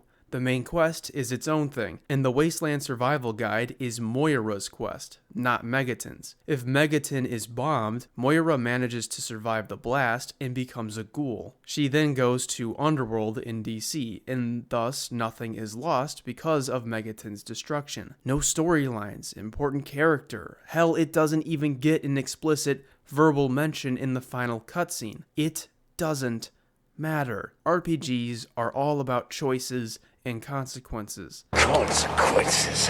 Those consequences change the way the world functions and how other people see you in that story. It's what makes the genre so interesting. Fallout 3 can't let go of our hand. It can't let an important storyline go to waste as a result of our actions. Instead, it makes Megaton functionally pointless to the game to accommodate the fact that the player can blow it all up, allowing the player to fail, to lock themselves out of certain quests and paths leads to more replayability. It'll keep the player coming back, but of course, Bethesda chose to play it safe. Megaton is just not a good town on any level. Unlike New Reno or Redding, it has no relationship with any other settlement. Its design is ridiculous, its NPCs largely uninteresting, and it only has one quest. The devs handicapped Megaton by severing any sort of importance it could have had to Fallout 3's grand narrative, and what's left is a shallow puddle. Megaton ends up being more memorable for its superficial elements than its quests or narrative. A quick, ooh, a town surrounding a bomb, cool, and nothing more. more. Disappointing to say the least. Before I move on to the next town, I'm going to go over Moira's quest. Moira is, frankly, insufferable as a character. When I was younger and I played Fallout 3, I didn't mind her, but as an old-ass man,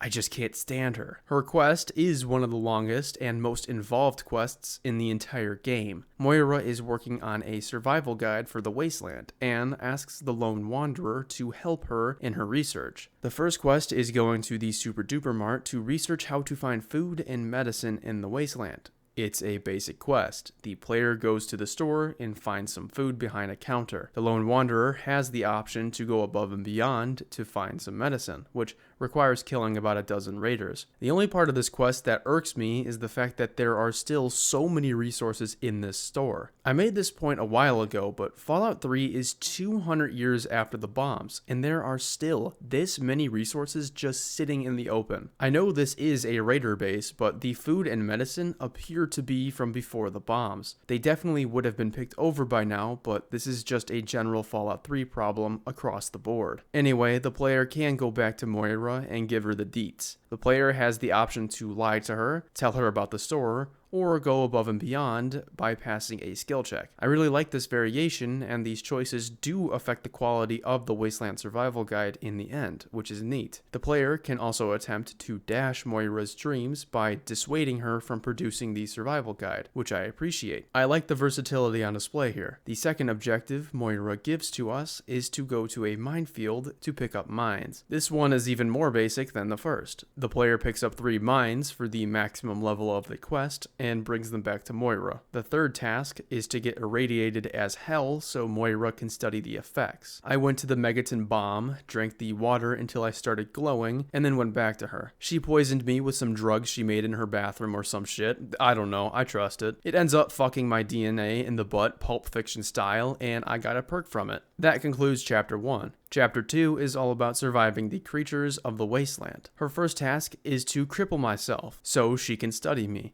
Shit, Moira, you're tempting my suicidal mindset, but okay. Speaking of suicide, I accidentally murdered the shit out of myself the first attempt before successfully breaking my legs, gooch, cooch, and ass in half. Moira asks me a few dumbass questions before repairing my arse. The second task is a mole rat repellent test. She hands you a stick, you beat 7 mole rats, and report back. Pretty simple. Next task is Mirelurks. Mirelurks are one of the additions to the Fallout bestiary, and I like them a lot. They have an awesome design in this game and in Fallout 4. The task Moira gives is to implant an observer in a Mirelurk egg nest, preferably without killing any of the Mirelurks. I ran into the Anchorage War Memorial, where the Mirelurk community was located, planted the observer, took about 5 minutes to get through the maze, and returned to Moira. She is very pleased with me not killing any of the lurks. That's slang for Mirelurks for any of you cool kids out there. JK, that's actually a racial slur akin to saying the N-word. Use with caution. Anyway, I am on the last chapter of the book, which has to do with history, knowledge, and general things important to rebuilding society. One task is really boring. I took a nodule to a robot factory, implanted it, and went back to Moira. It put me to sleep. Next one was a little more interesting. I shot a black child in the head. As one does, before going to the local library. It's a dungeon with raiders, but the Brotherhood is here to help out. Get the knowledge, go back to Moira. Last task is actually pretty good though. This task involves ascertaining the true history of Rivet City and how it was formed. It's neat because everyone on the boat has a different idea about how it started. For example, this Bannon guy takes full credit for setting up the settlement, and the player can take that to Moira as the true history of Rivet City. The player can take any version of the story they please, and I love that. It's quite easy to get the wrong history of Rivet City. In order to find the true Rivet City lore, one has to go to our labor-hating friend Pinkerton. He knows the history because he was on the original council of the city. He and a few scientists picked Rivet City because it still had a functioning lab. He was at the head of Rivet City for about 22 years before a woman named Dr. Lee took his position and started focusing on a certain Project Purity. Pinkerton hands me the records of the first council meetings, which I take to Moira. She thanks me for my exceptional work on the book and says that she's going to print it and distribute it. I say that that probably means I'm going to have to print and distribute it, to which she says, So cynical. No. I can take care of all that with the few traders I know. What makes you think I'd force you to handle something so dangerous? God, I hate this character. The quest, though, is admittedly not bad, and actually pretty good in a few places. Some of the tasks are not great, but overall I appreciate the amount of options at the player's disposal for this quest. The use of skill checks is a nice touch too, and the quest serves as a decent introduction to some of the game's mechanics. Besides Moira as a character, I give the Wasteland Survival Guide a tentative thumbs up. With that, I am going to move on to a certain Tenpenny Tower. Tenpenny Tower is at the southwest of the map, and is surrounded by walls and heavy security. In order to get in, the Lone Wanderer has to talk to the head of security on the intercom. A ghoul named Roy Phillips will be speaking on the intercom when the player first gets to Tenpenny Tower, and it becomes evident that the people of Tenpenny really do not like ghouls. The head of security uses the Z slur on the ghouls before refusing him entry. The ghoul eventually leaves and swears that everyone in the tower will get what they deserve. I walk up to the intercom, and the head of security allows me in when I convince him that I have business with Alistair Tenpenny. He relents, and I am allowed inside of the building. Tenpenny Tower is by far the cleanest, most vibrant, and richest community in the entire Wasteland. The inside is bathed in a golden hue. The architecture has that faux Roman design that Washington, D.C. is known for, and there are 2 brilliant chandeliers adorning the ceilings. After an entire game of disgusting,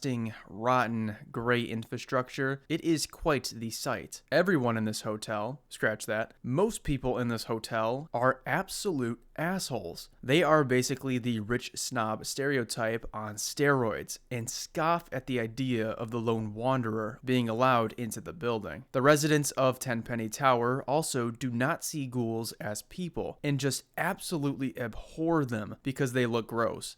Damn, that's harsh. There are some people in Tenpenny Tower who do not mind ghouls, such as Herbert Daring Dashwood, who used to have a ghoul manservant named Argyle. Daring over here seems like a nice enough dude. Makes me wonder why he moved in with a bunch of these rich cunts. While I was talking to the residents of Tenpenny Tower, I asked myself one simple question. Why are these guys rich? I thought that their dialogue would enlighten me, but it did not. None of these people talk about what they do in the Wasteland or did in the past. A few have jobs in Tenpenny Tower as shopkeepers, but beyond that, I don't know why these people are richer than those in Megaton or Rivet City. In Fallout New Vegas, the player encounters a lot of rich people in New Vegas itself. One in particular that I remember is Heck Gunderson, who plays a major role in the Beyond the Beef quest in the Ultralux Casino. Heck Gunderson is described as an immensely wealthy and well-connected man in the New California Republic. Why is Heck Gunderson so wealthy? Well, it's because he is a Brahmin baron and one of the largest in the entire Republic. He has been consolidating the production of beef under his monopoly by driving prices down so as to put smaller ranchers out of business. Given we hear time and time again the influence that Brahmin barons have on the NCR, it's safe to bet that Heck has immense political power to steer the levers of government in his favor. That's an understandable and logical reason as to why this character is rich. Fallout 3's world lacks the sort of organization that the west coast of New Vegas has. There aren't well-established, widespread trade networks. No, there are a few shitty caravans, and that's it. There aren't massive farms or plots of land that these people own, or even a mention of anything of the sort. I understand that some of them appear to be descendants of wealthy individuals pre-war, but what relevance would that have 200 years after the bombs fell? So, where the fuck does their wealth come from? Where do they get their bottle caps from? I don't know. The game doesn't know. They are just rich because that's what the game says, which is a failure in world building. If you can't justify why in-universe someone has the status they do, then how am I supposed to believe this world is real? Tenpenny Tower has the same problem Megaton has. Its superficial element is all there is to it. Is a town surrounded by a bomb cool? Yeah, it is. Does it make sense? Fuck no. Is a town full of only rich snobs fun? Yeah, it is. Does it make any sense why these individuals are rich?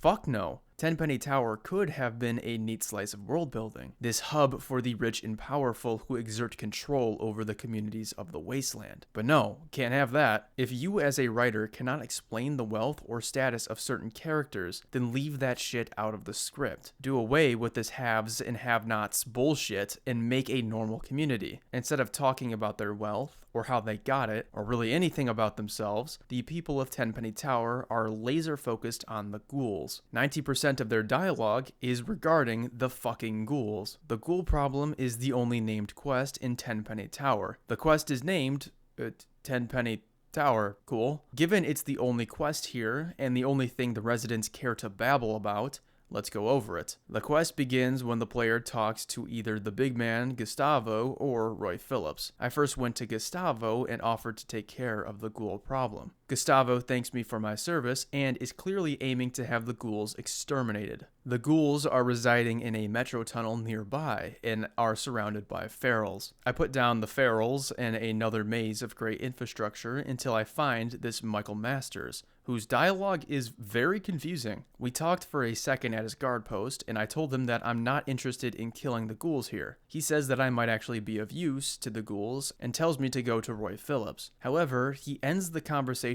by saying, "Live it up while it lasts." Live it up while it lasts. Like, dude, what the fuck happened in those 2 seconds to make you so hostile? I then go up the stairs, and he talks to me again like we've never spoken before. I blaze through this conversation, and his last line this time is, "Go live your life, kid." He delivers this like a drunk 50-year-old Midwestern dad at the barbecue. "Go live your life, kid."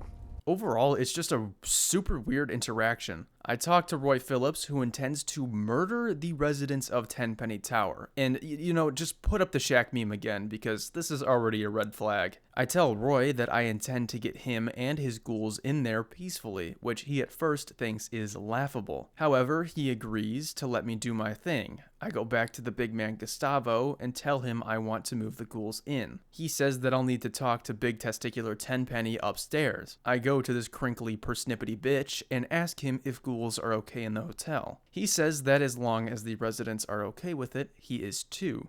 I was quite surprised that this wrinkly cunt would even deign to allow ghouls in, but color me impressed. Of course, Tenpenny only does so because he sees it as an opportunity to shoot at the ghouls who step out of line, but I digress. The next task is to talk to all the residents and get their permission. Some are okay with it, like Daring and Comrade Shen, but others have to be convinced to leave. After everyone is in line, I go to Tenpenny to get his approval. He accepts my proposal of ghoul residents, and I go back to Roy. Roy is surprised that the residents changed their minds, and he and the gang quickly move into the tower. Everything seems great, right? We got the good ending. Everyone lives happily ever after. If only that were true. If a few days pass by, Tenpenny Tower will be largely empty except for Roy and the gang. When questioned with the disappearance of their fellow residents, the ghouls are honest. Well, Masters and Roy are. Bessie doesn't know what's going on. Roy and Masters admit that they murdered everyone in the hotel and stuffed them in a storage room. I entered the storage room and saw the massacre.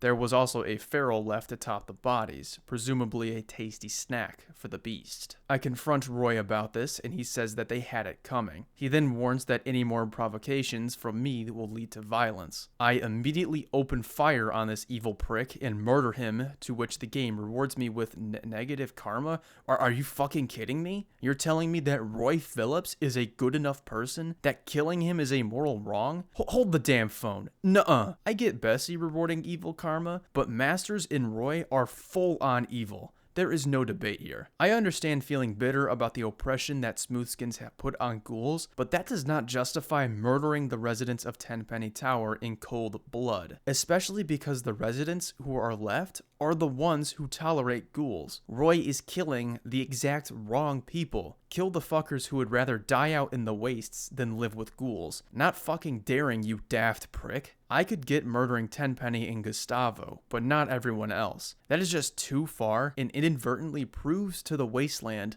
that ghouls are the monsters everyone thinks they are. I kind of get that was the point here, but it's just executed so moronically. Maybe the game could have had some of the shitter residents left to give more credence to Roy's murders. These bigoted residents could be cruel to Roy, Bessie, and Masters to the point that it sets them over the edge. It wouldn't justify the murder, but it would allow me to understand the motivation. Then, this quest could maybe pull off the no good ending style finale. As is, the quest is infuriating. The player has 3 options: be evil, or be evil. Either the ghouls die for no reason, Tenpenny Tower dies for no reason, or Tenpenny Tower dies later on for no reason. In every case, the blood is directly or indirectly on the player's hands, which is stupid. I don't think I have ever seen a quest in Fallout where the unambiguous best choice is not even doing the quest. Not doing Tenpenny Tower's quest is the only way an innocent person doesn't die. At a baseline,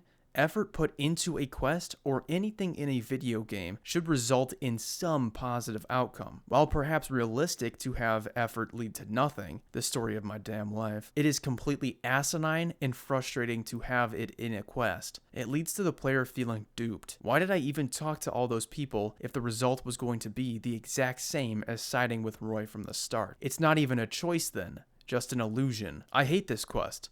It's honestly one of Fallout 3's worst and most frustrating experiences. The fact that the game has the gall to take karma away from the player for killing Phillips is just the cherry on top. If the best choice is active avoidance, you've written your quest wrong. And no, this doesn't make Fallout 3 morally gray in this instance. Quite the opposite, in fact. Roy is pure evil. Tenpenny is pure evil. Gustavo is evil. Everything they ask of you is evil. There is no debate here, there is no discussion, there is no nuance. What Roy did after the Lone Wanderer convinced Tenpenny to allow ghouls in is wrong. The fact that there is no good ending does not automatically make this quest deep, interesting, or intelligent. No, it makes it shallow, boring, and beyond stupid. This is a garbage settlement adorned with brilliant lights, a golden hue, and even pleasant music playing in the background as the player romps through the lobby. But garbage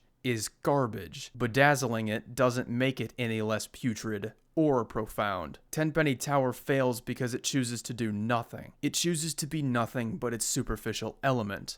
Wow, a town of rich people. What a wacky idea. New Reno isn't interesting because it has gambling or drugs. No, it's interesting because of how it fits into the Wasteland's economy. It's interesting because of the interfactional feuds between the families of New Reno. It succeeds because it does more than its advertising. It is more than a sentence, a wacky idea. Tenpenny Tower could have been something, an exploration of the deep divide between the haves and the have-nots, the power of old money and generational wealth, and the concentration of power behind both. An in-depth dive into what makes the Wasteland tick. Who holds the cards? Who runs the economy? Maybe one of these rich people could have secretly been the head of the Talon Merc Company. Maybe there could have been a mystery around who it is. There's so much here, and yet paradoxically isn't anything here. It's just a town of rich people. That's all it is. One sentence. Peel back the layers of the glass onion, and what do you get? Nothing. You were looking at the center the whole fucking time. In other words, Tenpenny Tower is shit because there is nothing to peel back. The rich people concept is the core. That is it, and it's shit. Before I move on, I want to quickly mention something. Tenpenny Tower has purified water.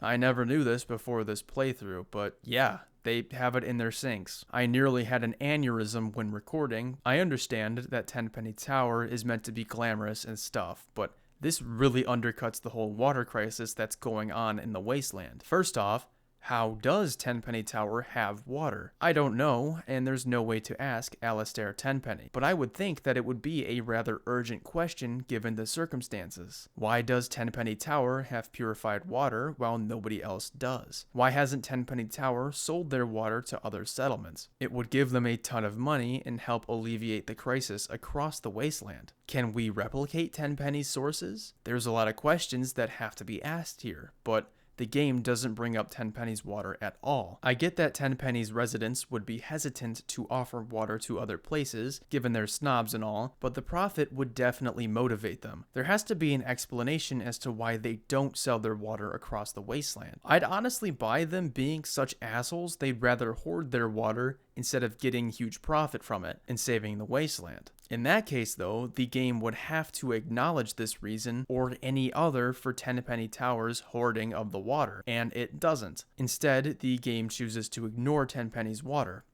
Okay. It goes back to the whole rain situation. The writers are deliberately heightening the water crisis. They broke the weather itself to stop rain, and now they are omitting Tenpenny's water from any dialogue choices. Due to this, the water crisis feels even more forced and artificial. Also, it is a damn shame that Tenpenny's water is ignored because there is so much potential for an interesting quest relating to its production. But I guess there's already just so much going on with Tenpenny Tower, like the rich people, of course. So much depth, much questing. Just fuck this town. On to the next. The next town is Cantebury Commons, not for any logical reason, but because this is how I'm writing this, okay? The next string of towns are significantly smaller than the likes of Megaton, Rivet City, or Tenpenny Tower. Hopefully, though, they won't be some wacky, quirky, weird idea, and we can just get a normal settlement in the post-apocalypse, like Shady Sands or The Hub. Let's see what we got. Oh, fuck me in the ass. Yeah, this town is goofy too. These two are the Mechanist and the Antagonizer, and they love superheroes. They apparently battle quite often because the townspeople are very familiar with their altercations. The Mechanist and the Antagonizer fight, and the Mechanist wins because he has actual robots and she only has big ants. She retreats and the Mechanist claims victory. Then this dude, Uncle Ro, comes up to me and is like, "Can you please get rid of these two?" I decided to help out and go to the Mechanist. I skip his entire dungeon by lockpicking a single door and find the man himself. In a singular Black Widow check, I managed to convince him to abandon his entire purpose for existing and put down the Mechanist suit. Well, that was easy. Moving on to the other weirdo. She lives in a cave with her ants. She is insane at this point and quite deluded, but the Lone Wanderer can still talk her down. The conversation to get her to stop is actually great. The Lone Wanderer works through the Antagonizer's childhood trauma. In her youth, she was subjected to a great amount of fear and anguish from her fellow man. This trauma, on top of her parents' death at the hands of ants, made her into this. The Lone Wanderer can try to convince her that humanity is worthy of a second chance. The Lone Wanderer can argue that anyone is worthy of redemption, even the character of the Antagonizer. This option requires reading a terminal in Hubris Comics beforehand. After either of these options, she takes off her suit and begins her new life. Of course, I didn't do any of that shit and just killed her ass. I do like this interaction a lot, even if the setup is just ridiculous. The idea of using a terminal entry to influence the dialogue options a player has is inspired, and I wish that Fallout 3 did more of it. After both the Antagonizer and the Mechanist are dealt with, the town can rest easy. Yeah, this is a bleh quest, and a meh town. I was surprised to learn that Cantebury Commons was a major caravan hub because, frankly, it's a piece of hot garbage as a settlement. In universe, this is a very small and relatively shitty location that does not give off trader vibes. Other than it being yet another goofy "what if we had this" type settlement, I don't have much to say on Cantebury Commons. Just kind of bleh with an alright quest. Big Town is next. Big Town is a settlement of young adults who came from Little Lamplight, which, don't worry, I'll be going over when I get to the main story. Big Town is in dire straits at the start of the game. They are getting attacked by super mutants and raiders, and some of their people have been kidnapped. The quest here is all about getting Big Town on its feet. First step, get the two kidnapped people back. This is merely another dungeon with super mutants. After an entire game of dungeons and super mutants, let's just say I was thoroughly uninterested. Can the player negotiate with the mutants for the prisoners and to stay away from Big Town? Maybe negotiate something between the two parties to permanently end the mutant threat and save Big Town? Nope. This is a Bethesda game, remember? Gonna go boom. that is all. After the mutants are dead, the player picks up Shorty, sorry for your name dog, that is abominable, and Red. Shorty is slightly annoying, and Red has the same voice as Moira, so I hate her by association. I got them back to Big Town, and the community rejoiced. However, there is still conflict on the horizon. The mutants are back to get their revenge. The Lone Wanderer has to prepare the people of Big Town for the oncoming battle. The player can do this in numerous different ways. They can teach the Big Towners to sneak, to shoot guns, repair defensive robots, and more. I usually go with the robot option because it adds more life to the town, but for some reason the robots glitched out on me. Usually there is a Protectron and a Sentry bot in the junkyard, but my game only spawned in the Sentry bot. Therefore, my game was soft locked. I decided to go with the small guns option, which involved having everyone shoot at the shooting range. All I did was shoot my gun once and crouch, and suddenly everyone knew how to fire a gun like a marksman. I don't even give them any pointers, they just know how to shoot based on me crouching. Damn, that's impressive. After our intense as fuck training, the super mutants attack Big Town, and I basically killed them all. The town rejoices again and thanks me for my services. Yeah, this quest is mid, but I really appreciate the varied options in aiding Big Town. The absolute best part of this quest was that it actually had consequences. Because I chose the guns route, a random event happened where a trader said that he was going to Big Town to supply ammunition. That's the good shit right there. The world is actively evolving from my decisions, and NPCs are acting accordingly. Unfortunately, Big Town doesn't get any more visibly prosperous in the aftermath, nor does it get an ending slideshow. I like the effort though. Fun fact, the scavenger and I later got into an epic battle with super mutants and raiders. This motherfucker then proceeded to pull out a cigarette right after the battle to lay some ashes upon his vanquished foes. What an absolute gigachad this scavenger was. I gave him a little nod of respect accordingly. Anyway, Big Town is alright, and probably one of the better towns in Fallout 3. Its quest is basic, but has a surprising range of options and consequences. Big Town is also one of the few settlements to have an active relationship with another settlement. Big Town and Little Lamplight are deeply intertwined with one another, which sounds like a good thing. That's what I want. Towns to have active and evolving relationships with each other. But no, it's not a good thing, because Big Town and Little Lamplight's relationship is, frankly, retarded and illogical. However, I have to wait until I get to Little Lamplight to discuss that. So, for Big Town, I give it an alright if mid rating. Next up is Girdershade. This is the worst settlement in Fallout 3. I hate this place. Girdershade is in the middle of buttfuck nowhere with two absolutely insufferable characters. Where does this town get food? The Brahmin, I guess? What do the Brahmin eat when there are no living plants in sight? How does the town defend itself? You see, the giant bridge above the settlement somehow keeps the entire town concealed from mutants and raiders. Fallout 3.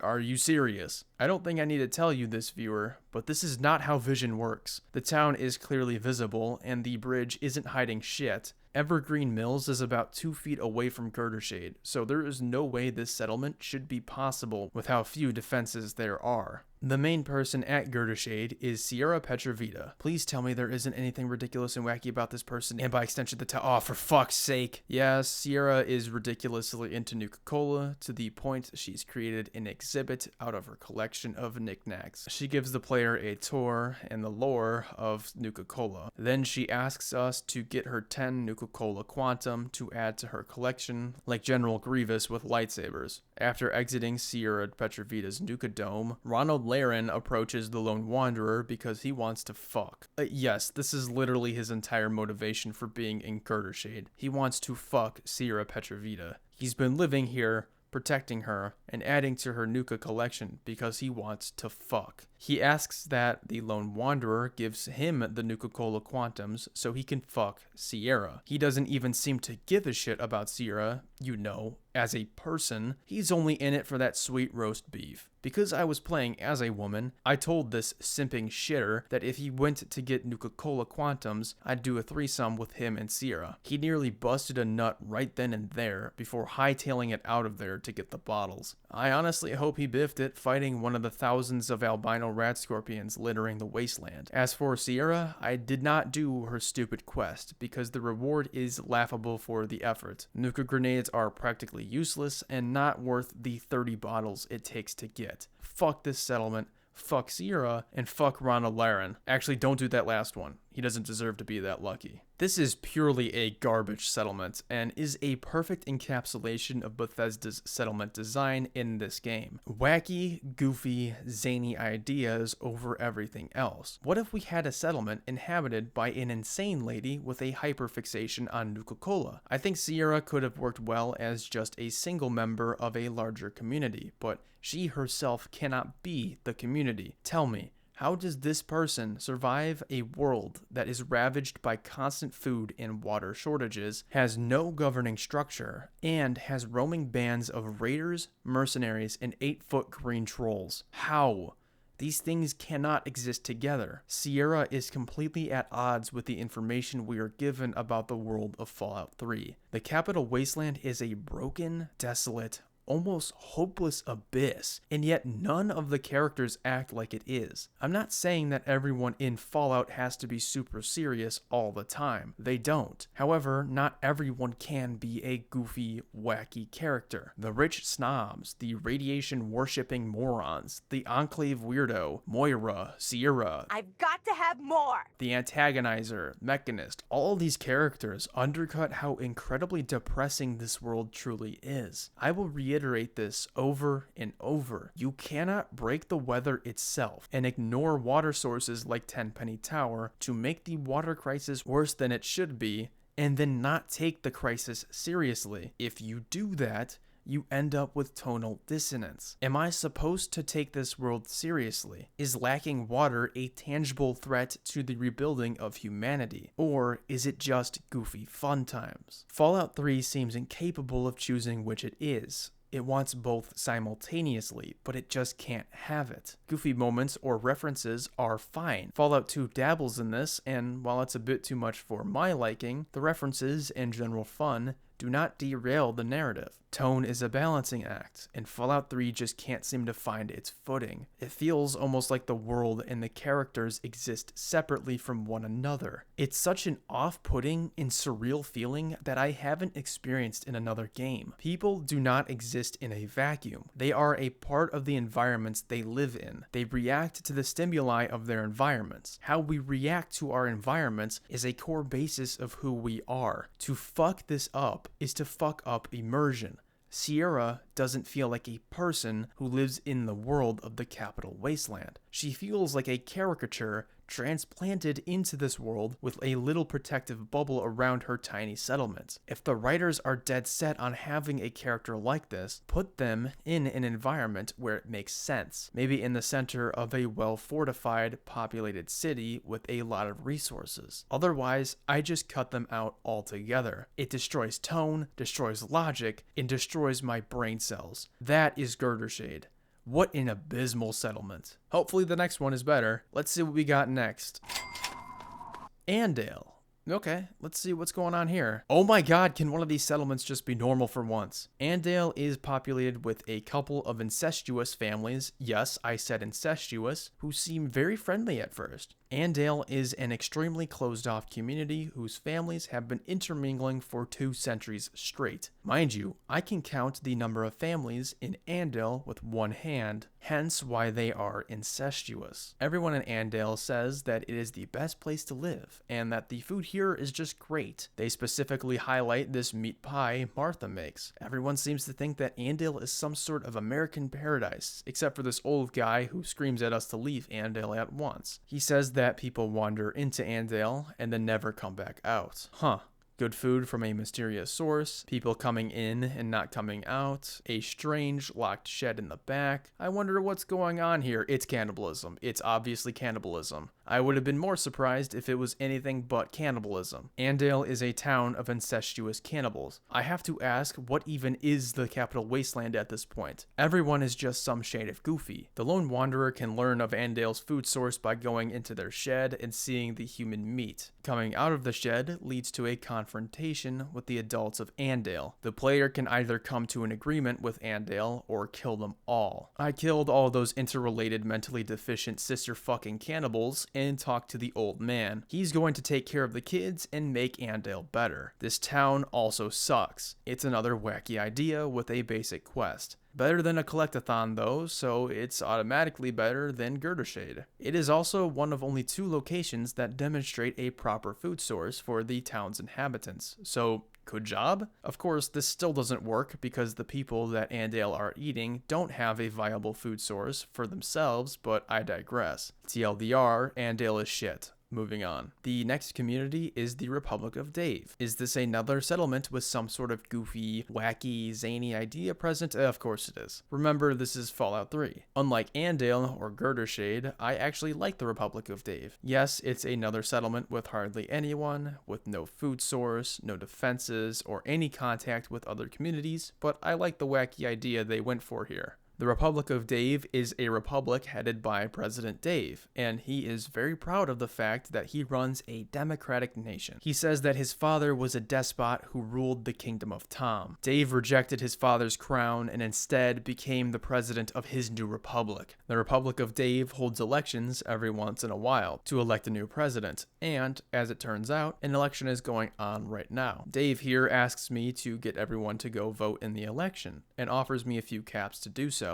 As it turns out, the only person running in the presidential election is Dave. Yeah, Dave has been running unopposed for decades at this point, like Kim Jong-un in North Korea. As you can probably tell, the Republic of Dave is less of a republic and more of a dictatorship with Dave at its head. Better yet, Dave hasn't gotten rid of his dad's monarchy because Dave's son is widely expected to take the mantle of his father's republic. Getting everyone to vote in this sham election is incredibly easy. The lone wanderer walks up to the various adults of the nation and asks them to go to the ballot box, which is this little ammo crate in the main building. The player can ask a few of the people of Dave if they would like to run in the election. Most refuse, but 2 actually accept and vote for themselves in the election. Dave's son, Bob, decides to run against his father, and Rosie decides to run against Dave as well. Given Bob's proclivity for authoritarianism, just like his dad, damn, maybe it's genetic, I decided to go with Rosie for president of the Republic. She also had experience running a caravan back in the day. I told Dave that everyone had voted, and that the results needed to be tallied. He gave me the best the treasury of the Republic had to offer.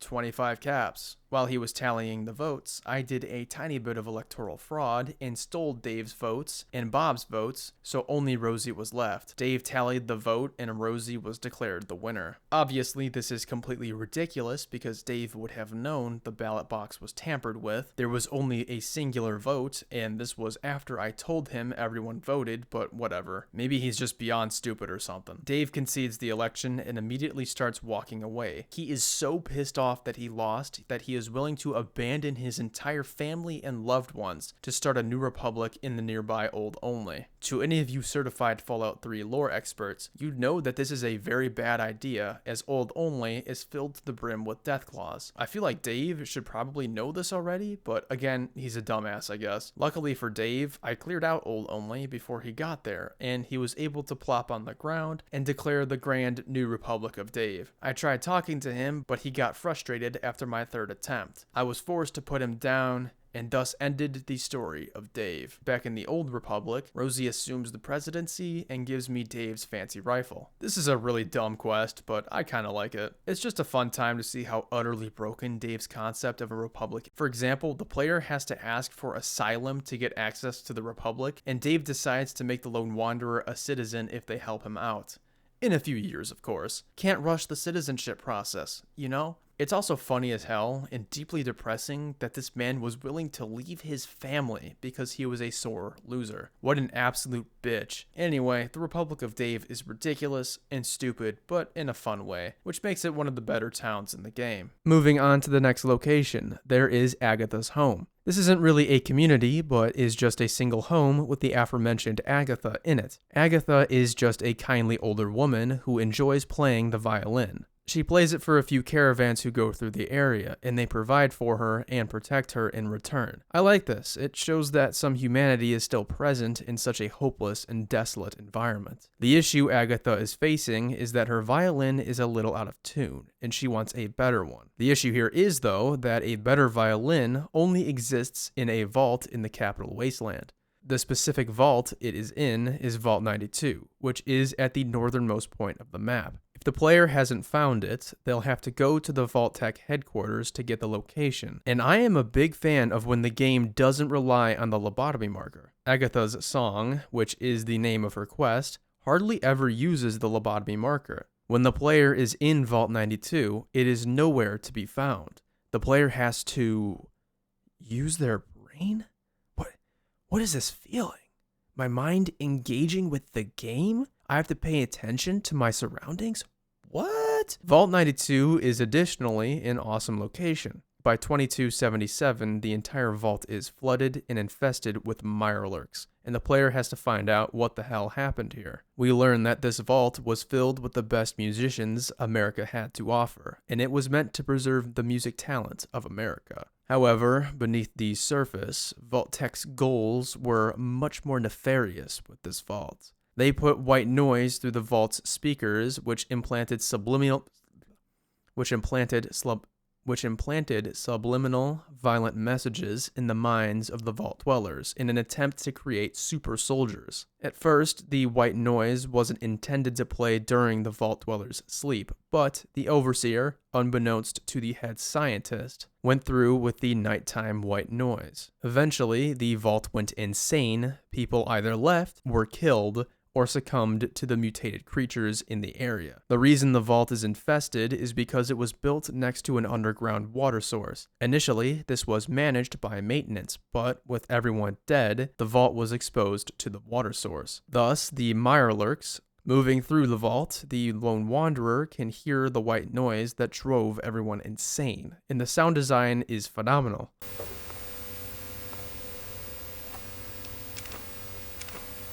There are terminals littered around that tell the story of this vault quite well. One in particular I liked was Zoe Hammerstein's personal diary. She starts off so wide-eyed and happy to be around all these excellent musicians, but slowly the entries become darker. She starts feeling a bit sick, but is overall still quite happy. She is even interested in a dude named Parker, and she and a bunch of her friends are going to dance and party for a bit. The next entry is grammatically incorrect on the title, with M not being capitalized, an extra R in more, and an apostrophe missing from Zoe's thoughts. The entire log is like this, and it's clear Zoe is starting to break down. Zoe's final log is almost entirely a garbled mess. She says, help me, lost mine, cannot stop them, get out of my head. This terminal underscores the mental trauma the people of this vault were subjected to, and helps the player understand the mental transformation these people went through. The terminals treat what happened in this vault seriously. There is not much levity in these logs, with one very noticeable exception I'll get to later. The sincerity in this environmental storytelling sells the tragedy of this vault exceptionally well. You feel bad for these innocent people and what they had to go through because of Vault Tech's and the Overseer's actions.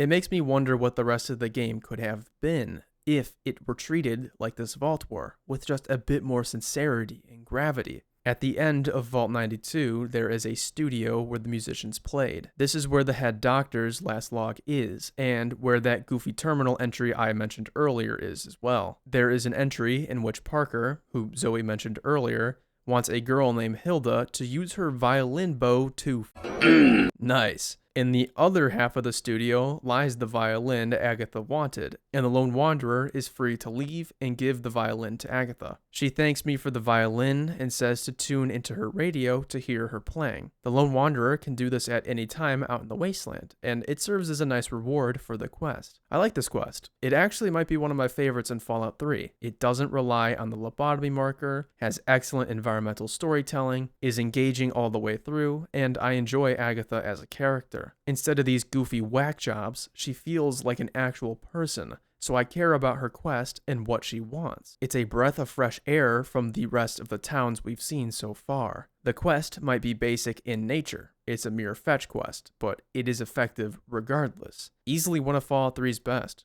Great job on this one, Bethesda. Going up north again, the lone wanderer can stumble upon a little settlement called Oasis, and it is, in fact, an oasis from the misery of the Wasteland. The zany idea for this settlement is that it is populated by a tree-loving cult who worship him. They call themselves the Tree Minders, and they are an isolated, tight-knit group of people. Apparently, according to Tree Master Birch over here, the tree god wanted to see me, so he let me in. Before I am able to see this god, I have to take drugs. I take the drugs because free drugs are free, of course. The Tree Minders do some weird prayers. Sharon stares at me the entire time, and then I collapse.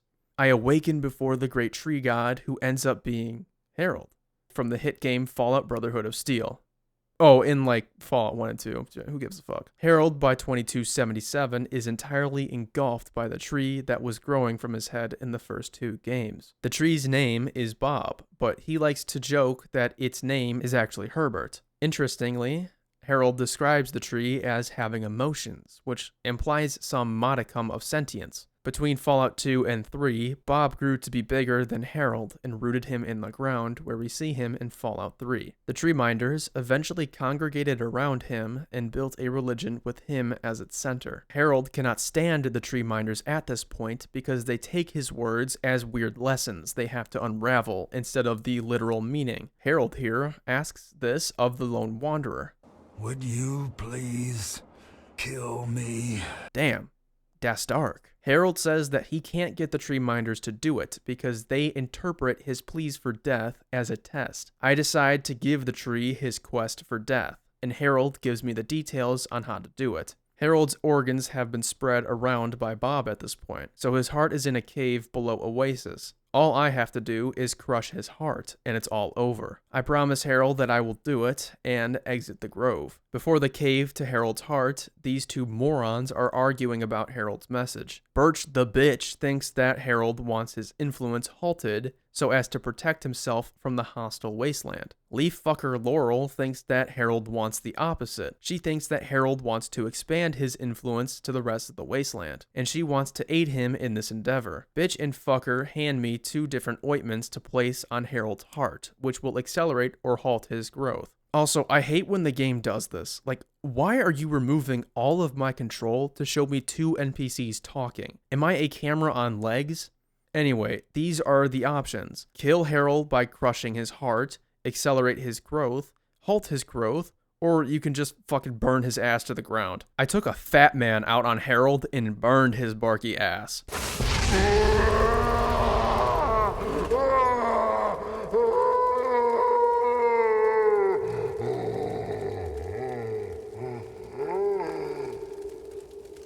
It's such an over-the-top and horrific choice. His screams are so painful and awful, and I gotta give credit to the voice actor who did work on Harold.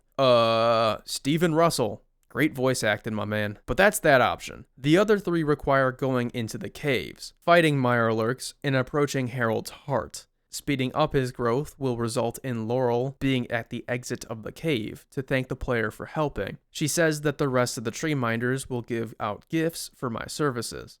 Lyndon gives out an Outcast power armor set, Poplar gives out a hood with some cool bonuses, and Yu gives out a bear charm which boosts speech. Talking to Birch reveals that he isn't upset at our choice, and that Oasis still has decades before Harold will breach the canyon. Doing Birch's choice yields the exact same result with the Tree Minders, but this time Harold's growth is halted. Regardless of which option is picked, the player can talk to Harold about it. He is at first disappointed, and asks why the Lone Wanderer sided with the Tree Minders. We can say that he is important to them, and then he goes, "Oh shit, you right dog? Never thought about it like that. I was being selfish," and is then fine with the fact that he is still rooted here forever with these whack jobs. I wish this took more than a single line of dialogue, and maybe was a speech check to achieve. Getting Harold to reconcile his imprisonment within Bob and his dislike of the Tree Minders should be much more difficult to successfully pull off. Remember, this man has wanted to die for a long time by this point. Birch says that Oasis has existed for over 2 decades. I do not think it should be this easy to convince Harold he should still keep on living and that he should find purpose in guiding these people and being there for them. By making it more difficult to achieve, the end result of him accepting his life among these whack jobs could have been far more rewarding. Alternative to that ending, the player can crush Harold's heart and kill him. Exiting the cave, the player is confronted by Birch, who says that he holds no grudge. Right before the player killed Harold, Harold told Birch that this was what he wanted. There were no secret messages or lessons. Harold was not a god. He just wanted to be put out of his misery this whole time. And Birch listened. Hold on a second. The entire reason Harold needs me to kill him is because the tree minders do not listen to what he is saying. They always think it's some sort of test. You're telling me just now, for the first time, the tree minders finally listened to what Harold was actually saying. Well, that's convenient. How was Harold able to get through to them this time when for over 2 decades he has been unable to? Well, when asked if the tree minders will come after us for killing him, Harold says, "I'll have a little chat with Birch and the rest of the gang. They usually don't understand a word I say, but I'll make them come around. So if you could make them quote-unquote come around, why wouldn't you have done this years ago to get them to put you out of your misery?" Birch says that Harold told him about his will to die and how he mistook this for some mystical sign. Why didn't Harold do this before? What changed to make Birch finally understand? I get that asking me to kill him would open Birch's eyes a bit, but this complete 180 is a stretch. Birch even asks how he could have misled the tree minders for so many years. He accepts full responsibility in about 2 whole seconds and admits he was completely wrong for decades. I honestly don't have an issue with this conclusion. I like the idea of explaining Harold's state of mind to the tree minders and his frustration at them. I just have an issue with the execution. Much like convincing Harold to keep living, it just feels too easy. This is an earth-shattering revelation Birch has just been on, and he goes through it in a matter of minutes. Give me a chance to explain Harold's anguish or convince Birch that this was the right course of action to take. Have Birch be confused at first, and through my dialogue he either becomes enraged or accepts Harold's death. It feels like there was a chance for some truly great storytelling here, but the game speedruns through Harold's and Birch's character progression depending on the ending. It feels hollow and empty as a result. The consequences of this side quest are lacking as well. Laurel's ending isn't relevant for decades into the future. Birch's ending keeps things as they are. Neither Laurel nor Birch get mad if you choose the other's path, and Harold isn't even mad if he's kept alive. If Harold dies, Oasis doesn't go away or die off. The devs decided to add in this line that states that somehow Poplar will be able to keep the forest alive without Harold. Somehow. It feels like the game is pulling its punches here. If we kill Harold, Oasis dies. That should be the consequence for our choice. We save a man from agony, but at the cost of a prosperous future for the Wasteland. If we pick Laurel's choice, have Oasis spread. Make it so raiders attack Oasis because it is now exposed. Maybe there could be a defend Oasis quest, and the town could grapple with their new exposure to the Wasteland. Birch's ending could have led to the stagnation of Oasis. The Wasteland loses out on an opportunity for regrowth and renewal due to Birch's desire to keep Oasis safe. I'm not a writer, but there could have been some sort of consequence here, something to make it feel like my decision mattered. Oasis as a quest fails to make the options feel impactful. What could be an amazing moral dilemma? Should Harold be killed? Is that ethical? Is reduced because no matter what, Oasis survives, nobody is pissed, and everyone goes about their day. Oasis is disappointing. I think we were this close. We were on the verge of greatness. We were this close to having something truly extraordinary with this location and quest, but the game fails to hit the player with the weight of their choices. Actually, cross that off. There is one moment in this quest which does hit the player with the weight of their choice, and that's when the player burns Harold alive. Besides that, though, there isn't much. There is no challenge to get the best choice if there is one, and the player doesn't need to understand who Harold or the Tree Minders are as people to achieve it. Oasis is not bad by any means. I still like this quest, but it undoubtedly could have been better if there were stakes to the choices that were made in the quest. I do like Harold as a character and how he is portrayed here, and while they are annoying, the tree minders are fine, but just give me those juicy consequences. Oh my, you got a brother salivating over here. I think you would have an excellent location here. On to the next one. We have Paradise Falls. I have very little to say here. It is a settlement of slavers who are completely evil in every regard. When the player first enters Paradise Falls, they blow up a slave's collar just to show how evil they are, and then this cool, tough guy, 40, escorts a child back to his pen. Then he proceeds to hit this move on me to establish his alpha male dominance. The leader of Paradise Falls is Eulogy Jones, and I like his polite demeanor. It's a nice contrast to the brutality of his environment. The player can buy a slave here named Clover if they want. They can also do a quest where they get 5 VIP slaves from across the Wasteland. It's fine, I guess. Majority of the time I play Fallout 3, I end up just wiping the slavers out because they are completely irredeemable. I like the general design of the area with the strip mall aesthetic, but Paradise Falls just sucks. There really isn't anything interesting here unless the player really wants to cosplay as a slaver. The location could have been better if the slavers were tied to other factions in the Wasteland like Metzger in Fallout 2, but the slavers are just a complete drain on the entire Wasteland. I find Paradise Falls uninteresting as a result. Speaking of slavery and slavers, I'ma briefly mention Hannibal in the Temple of the Union. Hannibal leads a group of abolitionists who stand in opposition to the slavers of Paradise Falls. The abolitionists want the Lone Wanderer to clear the Lincoln Memorial for them to set up shop. The Lone Wanderer can either wipe out the slavers at the Lincoln Memorial or work with them to enslave the Temple of the Union. What a deep and layered moral question. Should I help free slaves or enslave people?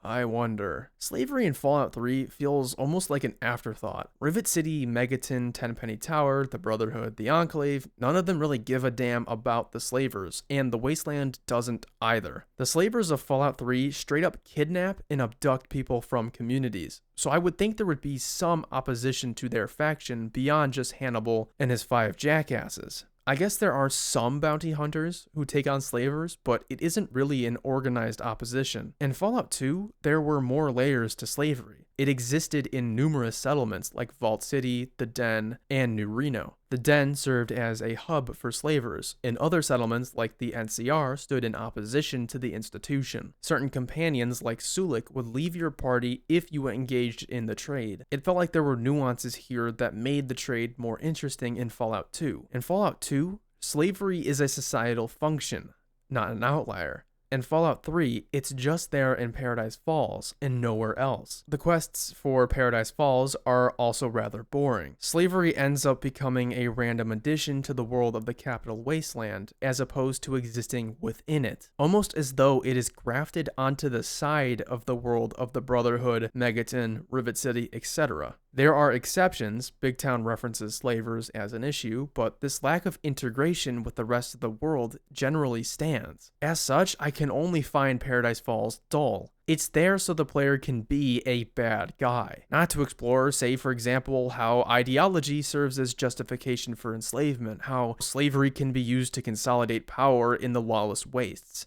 No interesting factional conflict relating to the slaver economic system. No, it is an evil-coded settlement without any nuance.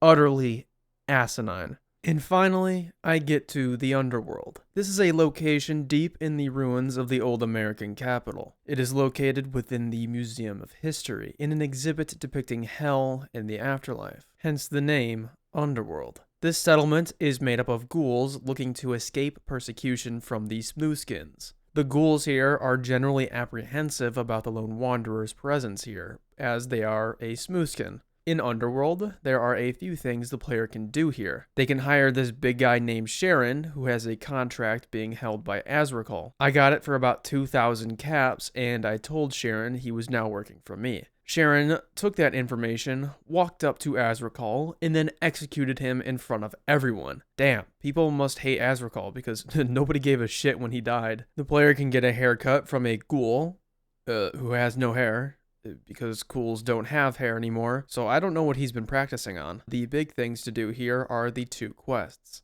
One involves talking to one Mr. Crowley. This fellow wants some ghoul bigots dead, and he gives the lone wanderer 4 names to send to hell. Because I am a nosy bastard, I talk to other Underworld residents to find Crowley's actual reason for sending me on this quest. Apparently, Crowley is just after the keys on 3 of these guys. One of them, though, Tenpenny, Crowley wants killed because he actually is a ghoul bigot. Crowley wants Tenpenny executed by headshot because ghoul bigots think that ghouls are zombies and can only die to a headshot. Yo, Mr. Crowley, you might want to direct your attention to the writers of the Fallout show because they definitely think that ghouls can only die to a headshot. Anyway, I went to Tenpenny first, blew his brains out, and then went to this guy called Dukov. Dukov fucks.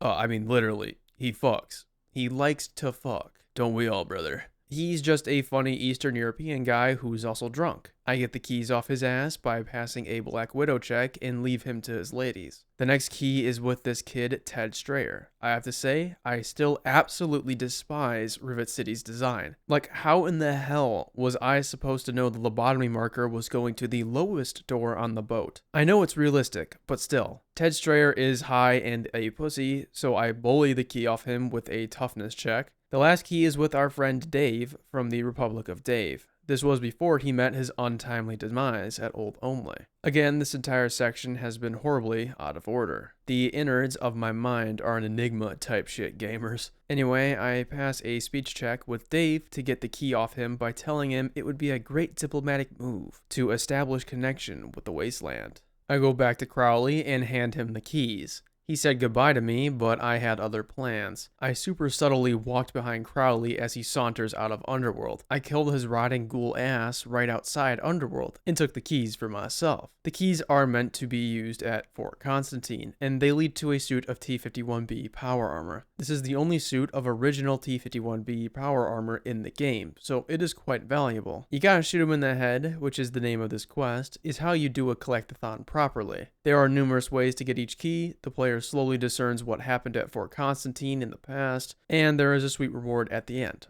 Good quest overall. The second quest of the Underworld is Riley's Rangers, and this one sucks. Riley is in the hospital at the Underworld and is in critical condition. I ask her doctor if he could wake her, to which he says that it might kill her. I ask him pretty please, and he obliges. Great doctor, by the way. Riley wakes up and is immediately concerned about her men. She asks that I go to help her men, and I say yes. This entire quest is running around the DC ruins destroying mutants. I ran through the halls like special forces, just blowing dudes left and right. Pause.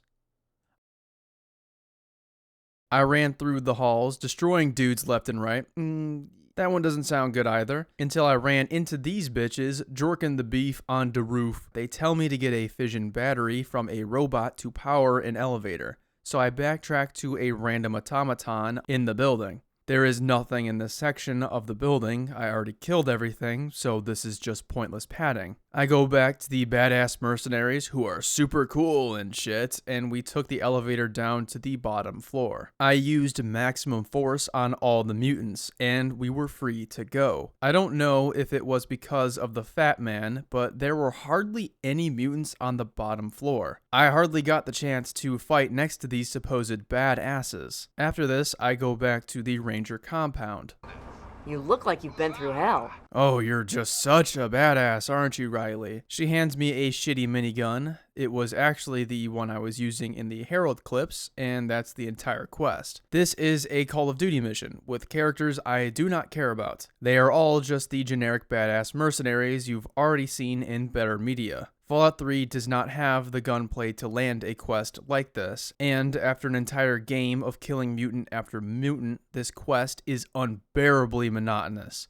0 out of 10. Even though that last quest sucked, I do like the Underworld because it adds a lot to the world building of the capital Wasteland. In theory, I do like the idea of tension between the ghouls and the regular smooth-skinned humans. I wish the idea of the Brotherhood's darker side was explored with this settlement, as one of the ghouls guarding it mentions something about the Brotherhood harassing ghouls in the area. It could have been something interesting to explore about them. Underworld has an awesome design. One good quest, one terrible one, and a couple of good characters. As such, I regard Underworld highly in Fallout 3's world. Taking all of these settlements in total, the world of Fallout 3 is completely broken on every single level. Most don't have food sources, most are indefensible, and many have 8 people or less. Bethesda prioritized goofy ideas above all else, and what resulted is a world I cannot take seriously, nor do I care about how I affect. I know there might be some who will defend these goofy ideas by saying Fallout 2 had references up the wazoo, and Francis sticking his penar up my wazoo, but there is a gigantic difference between one character and references and entire communities. The Den,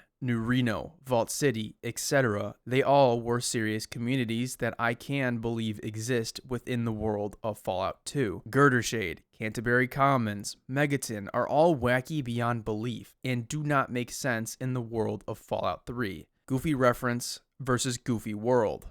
That's the difference. One maintains sincerity, the other doesn't.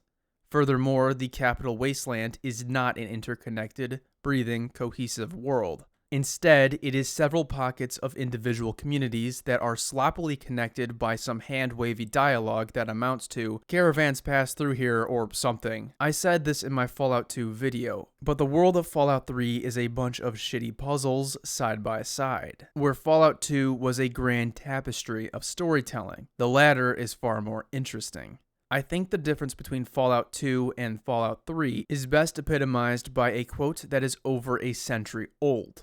In Berlin, things are serious but not hopeless. In Vienna, they are hopeless but not serious. In my version, Berlin is switched with Fallout 2, and Vienna with Fallout 3. In Fallout 2, things are serious but not hopeless. In Fallout 3, they are hopeless but not serious. Fallout 3 has had 40 more years to move on from the bombs, yet it appears even more backwards than Fallout 1 in 2161. This world has no food, no water, and no hope for survival, and yet nothing is serious. Everyone is a joke or some shade of zany in the face of utter calamity. It is hopeless, but not serious. That disconnect between the hopeless state of the world and the goofiness of the people which populate it is the defining characteristic of Fallout 3. It is the failure that seeps into every pore of this world. There are a few quests here and genuinely great environments to find out in the wastes that save the capital Wasteland from absolute abysmal status. Unfortunately, it isn't enough. That defining tonal dissonance, the illogical state of the world, these abysmal characters, this is why Fallout 3's world fails. With all the world building, gameplay, settlements, side quests, etc. out the way, it is finally time to talk about the juiciest part of Fallout 3.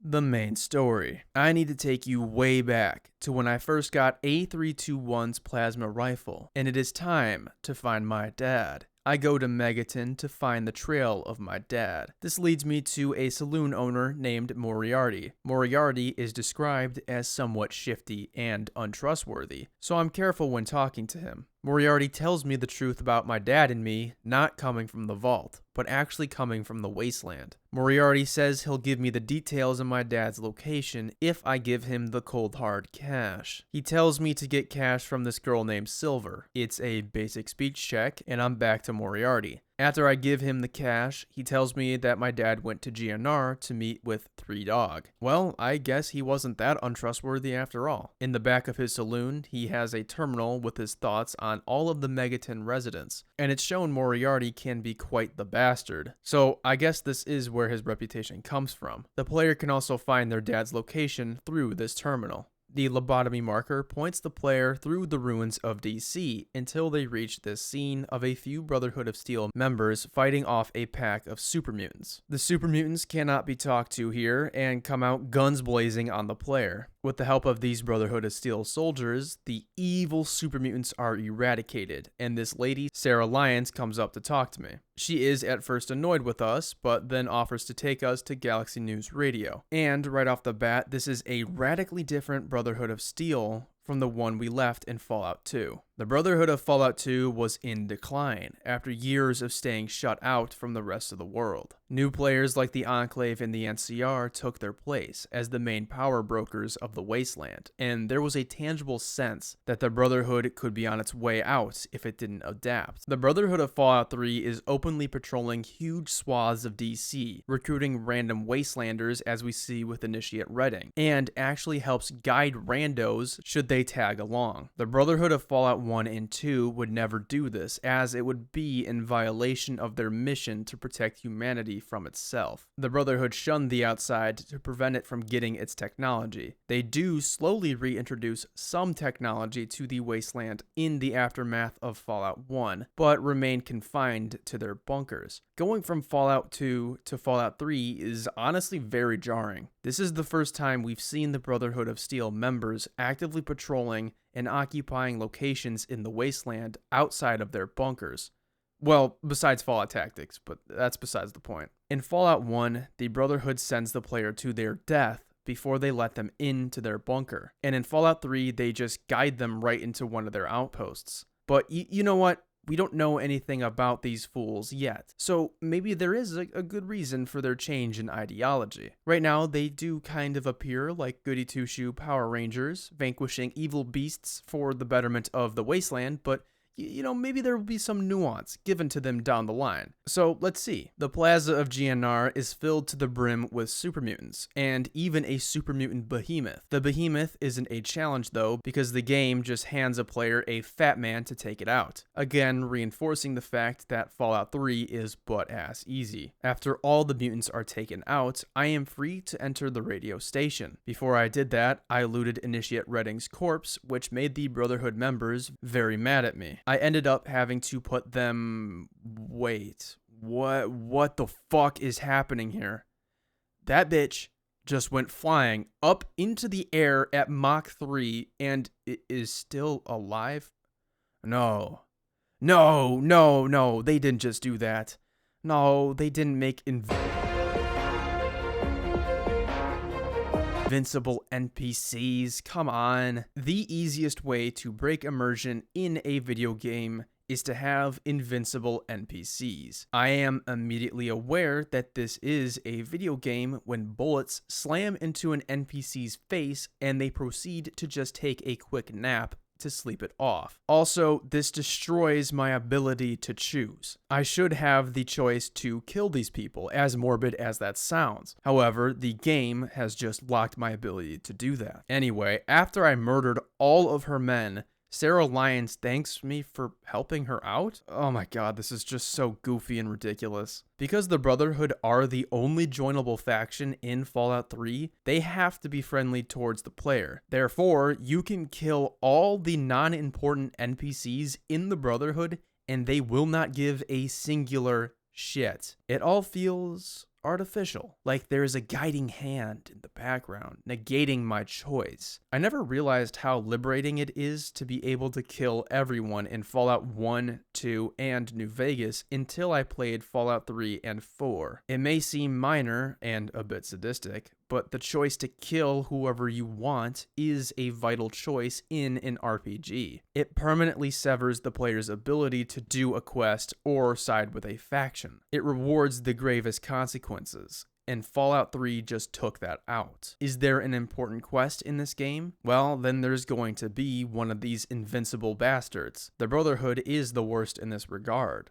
but there are a ton of essential NPCs littering the Wasteland. All of them are terrible, break immersion, and, in the case of the Brotherhood, break basic logic. If I open fire on your faction, you obviously wouldn't open your base up to me, much less let me join. Whatever though. After she thanked me for killing her own men, I entered GNR, and the Brotherhood members here are incredibly nice.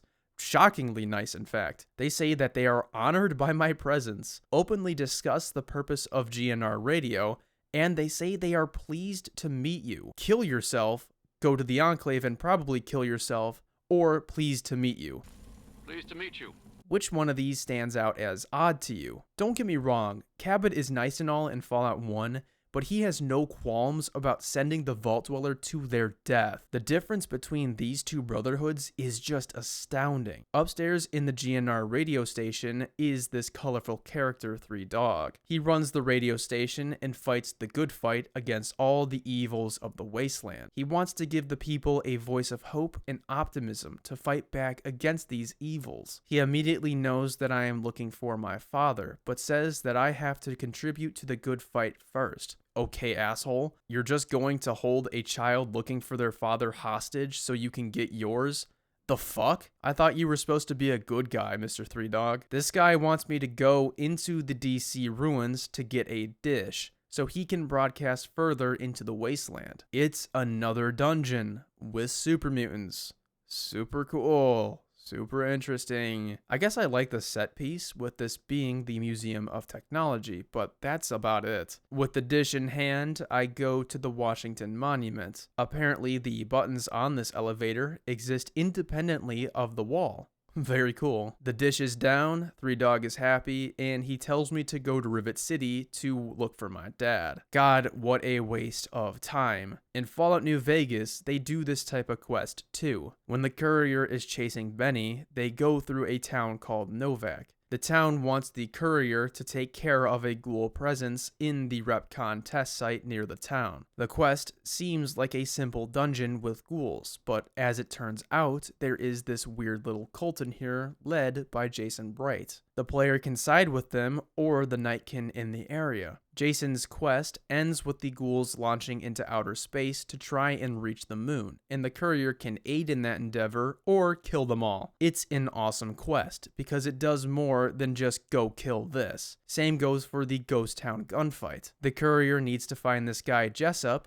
who happens to be in a standoff with the NCR. The courier can help the NCR in killing the cons, vice versa, or broker a peace. Again, there is more here than just go here and kill that. Fallout 3 more often than not is just go here and kill that, and it becomes tiring. Taking Three Dog's advice, I make my way to Rivet City and find this Dr. Lee character my dad supposedly talked to. Dr. Lee was there when I was born in that weird cutscene at the beginning of the game. She says that my dad went to Project Purity after talking to her. So, I am off to Project Purity. Clear out the super mutants who are always hostile and cannot be reasoned with, and find 3 holotapes. On these holotapes, my dad says he needs to find a Gek to make Project Purity work. Oh my god, neuron activation. Gek from Fallout 2? Ooh, I know that thing. Reference made, boner acquired. This whole part with the holotapes is completely pointless and should have been chopped from the story. It adds nothing, and Dr. Lee could have told us to go to Vault 112 or Smith Casey's garage or whatever. Liam Neeson says that one Stanislaus Braun should know where the Gek is, and he resides in Vault 112. Fun fact, the player can find a letter from Stanislaus Braun in the Overseer's terminal in Vault 101. I go to Vault 112, get a jumpsuit, and enter a simulation. Apparently, the experiment here was with virtual reality, and everyone appears to be in this VR, including my dad and Stanislaus Braun himself. I go in and am a child. For some reason, an NPC immediately tells me to go see Betty at the playground. So I do that. But yeah, Betty is not a normal child, and that is because she is actually an old-ass man puppeting a 10-year-old's body. I know, it's weird. Occasionally, her voice shifts between kid girl and old-ass German man, and it's very off-putting. Yay, I knew you could do it! Perhaps not the most inventive approach, but persuasion can be quite powerful. Well done. Betty has the player do all sorts of evil things, like make a kid cry, break up a marriage, and kill someone. This is all done to get information out of Betty on where my dad is. The final task is becoming the pint-sized slasher and just murdering everyone in Tranquility Lane. It's pretty fun to go around slashing people to death as they cower in fear. After all of that is done, Betty, or rather Stanislaus Braun, lets me and my father leave the simulation. If the player doesn't want to be evil and fuel Braun's sadism, they can take the good karma route. Old Lady Dithers apparently didn't get the memo and can see the simulation for what it is. She remembers the torment that Braun has inflicted on her and everyone else for hundreds of years. She begs me to end the simulation by finding the command terminal in the simulation itself. The command terminal is in an abandoned house and requires a musical code to open. I like the code, it's a neat idea. On the terminal are Braun's notes. He has been moving from simulation to find new ways of tormenting his subjects. He takes joy in watching the different ways that the people of Vault 112 die. He laughed at Timmy Nussbaum getting mauled to death by a shark and Dithers dying on the side of a mountain. There was a Chinese invasion program added to the simulation which would terminate everyone in Tranquility Lane. Everyone except for Stanislaus Braun. Everyone except for Stanislaus Braun himself. His safety mechanism cannot be disabled because he is Vault Tech personnel, and they programmed a secondary safety for personnel. I decided to launch the Chinese invasion. Glory to the CCP and to General Secretary Xi Jinping and type shit. It's actually funny to hear the Chinese soldiers shout phrases in Mandarin whilst executing the residents of Tranquility Lane. Betty / the creepy fuck Stanislaus Braun is distraught because of my decision. The rest of the people in Tranquility Lane will be turned into AI, and Braun will be trapped here forever to suffer. A deserved end for this bastard. Isn't it obvious? You've run the failsafe, disrupted everything. I have no power over you. You can't do that here. And now you have to pay. So you do have power over me. And I know that Braun would kill me for what I did. Yeah, whatever, it doesn't matter. I leave Braun to suffer alone and exit the simulation. Tranquility Lane is interesting.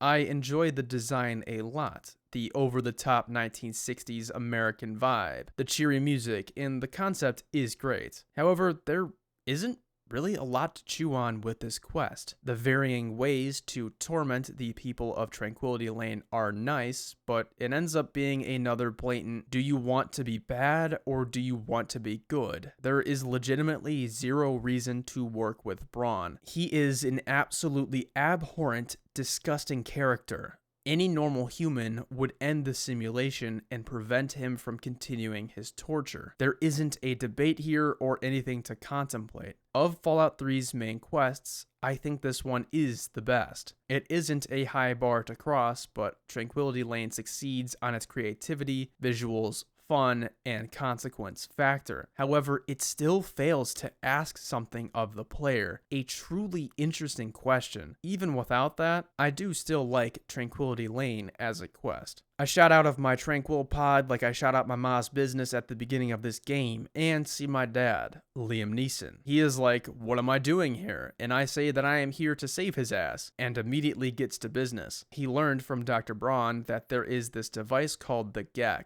or the Garden of Eden Creation Kit. It is through this device that Project Purity can function and purify all the water in the tidal basin. The player can ask Liam Neeson a few questions about Project Purity, their mother, and why we left Project Purity. Apparently, the mutants became such a problem that support for the project began to erode 20 years ago. With the death of the Lone Wanderer's mother, Liam Neeson decided to abandon the project entirely and move to Vault 101 to let the Lone Wanderer grow up in peace. However, he still wished to finish the project after all of those years in the vault, and now we have the chance to do so. Liam Neeson takes off for Rivet City to gather the scientists once again. He has a brief chat with Madison Lee that I watch like a good little camera on legs that I am, and we go to the Jefferson Memorial. If the player hasn't cleared out the memorial yet, they will have to at this moment, and Liam Neeson sends their ass in there alone to take care of it. Damn, I get that you're a scientist and not a badass, but that's pretty shitty.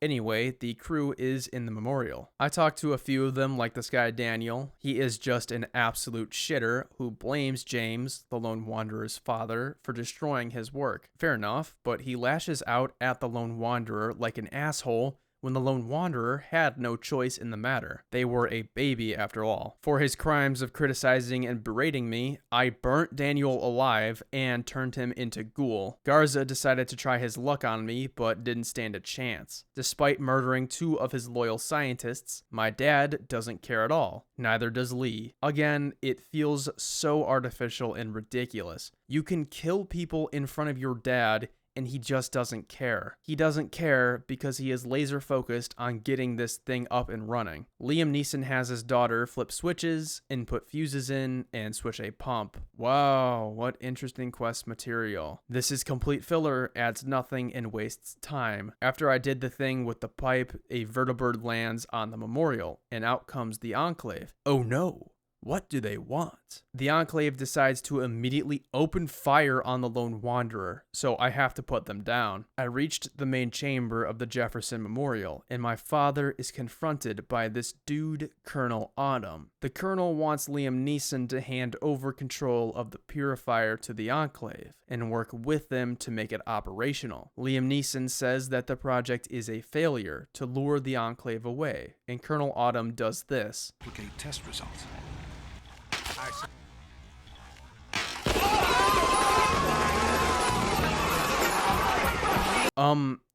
The fuck? What if she was necessary to make the project work? What if she had some expertise that would be invaluable? Why would you just execute her? How does that get Autumn any closer to achieving his goal? Oh, but it shows that Autumn is a mean, bad man for the player. Ah, got you. Very subtle and tasteful characterization for Autumn. James relents after the death of this random lady I never even knew and walks up to the panel to activate the purifier. Little did Autumn know it was a trap, and my father somehow blew up the council, flooding the area with radiation. What?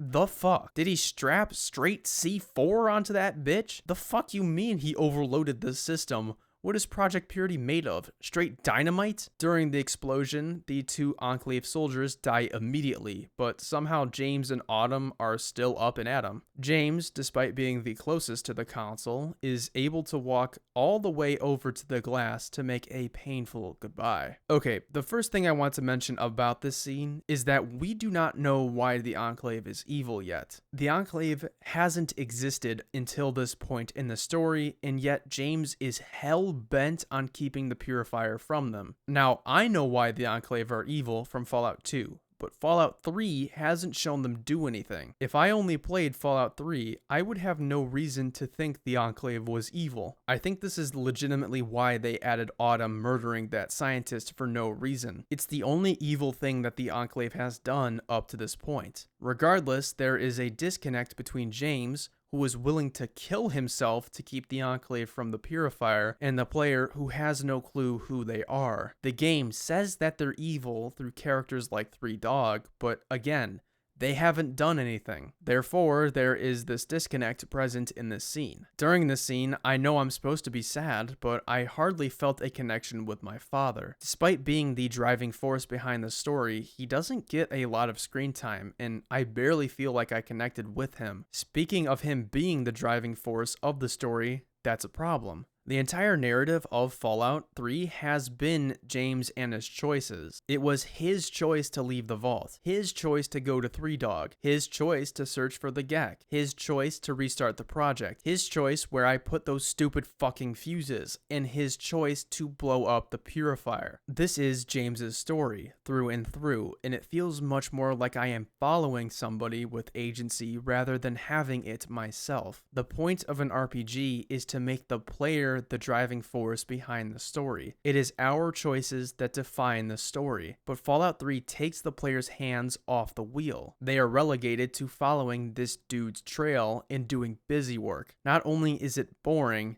it destroys the best aspect of the RPG genre, giving the player agency. Honestly, everything up to James's death has been shit minus Tranquility Lane. It's not about what we chose, but how much of the game's content we actively chose to avoid because of how repetitive and boring it is. Do you want to get money for this guy? Do you want to kill mutants? Do you want to torture people? Or do you just want to skip it all? Overall, this is a rocky start for the main story, but hopefully the ending half can hit its stride. Now that James can't be the focal point of the story, I can finally have some agency. Let's see what Fallout 3 has in store for us as the main character. So Madison Lee immediately takes charge and orders us around. For fuck's sake, can I make the choices?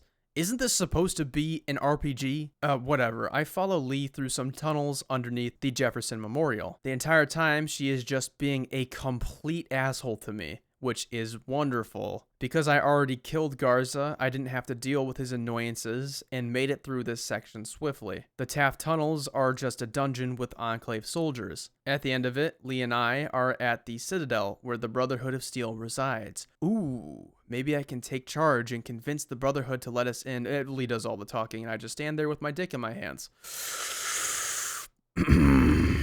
Elder Lyons opens the big door, and we can finally talk to the Elder face to face. I step inside the Citadel, and I kid you not, the game freezes me in place. Elder Lyons walks up to me, moves around me to talk to Lee. So the game takes all of my agency away so I can watch two NPCs talk to each other. Best RPG of all time, ladies and gentlemen. I am quite literally a camera on legs.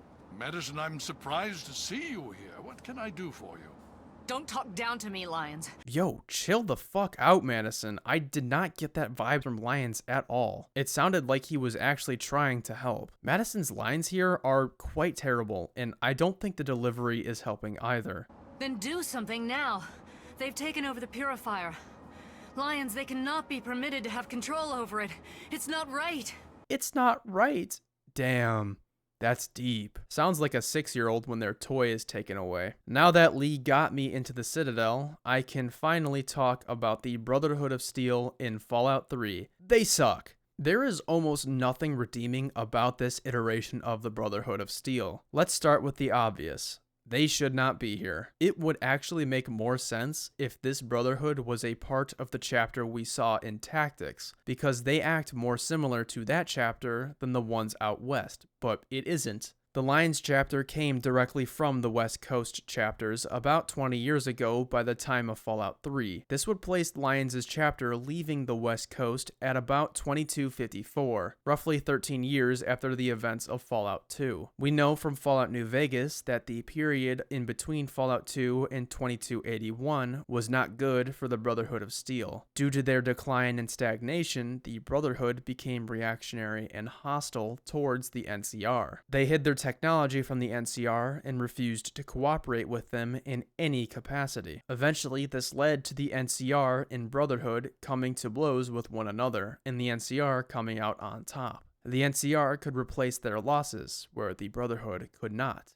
Granted, this conflict between the Brotherhood wouldn't begin until the late 2250s, but it helps underscore the ideology of the Brotherhood leadership at this time. They are deeply reactionary and fearful of the outside. They haven't reversed their decline, and their failure to adapt has put them in a worse position than ever. This version of the Brotherhood of Steel is going to send troops thousands of miles away. Why not send the Brotherhood chapter to somewhere closer, like Houston, Las Vegas, Washington, etc.? Why send them so far away? You never know when you might need those reinforcements to fight a war with your biggest rivals in the NCR. Of course, I am using hindsight bias, but tensions were already forming between the NCR and the Brotherhood by the early 2250s. The Brotherhood already wasn't what it once was. Why actively choose to put yourself in a worse position by sending men away across the hostile Wasteland? We know that the Wasteland is full of perilous areas like the Glow and full of Deathclaws and the like. There was a high likelihood Lyons' mission could have failed. Why not raid the areas closest to the Brotherhood first before going all the way across the country? There are definitely a shit ton of military installations on the West Coast for the Brotherhood to raid, and research facilities like Big MT to plunder. Therefore, the Brotherhood's decision here makes no sense. It's an incredibly risky move for a group of risk-adverse people to make. You might say, oh well, the Brotherhood is desperate. They finally chose to do something to reverse their decline. That still doesn't explain going all the way to Washington, D.C., and it's out of character for the Brotherhood. While they were fighting a war with the NCR, they still refused to recruit outsiders to boost their numbers. The Brotherhood's rigidity is a defining characteristic of their organization. It is their failure, and sending men across the Wasteland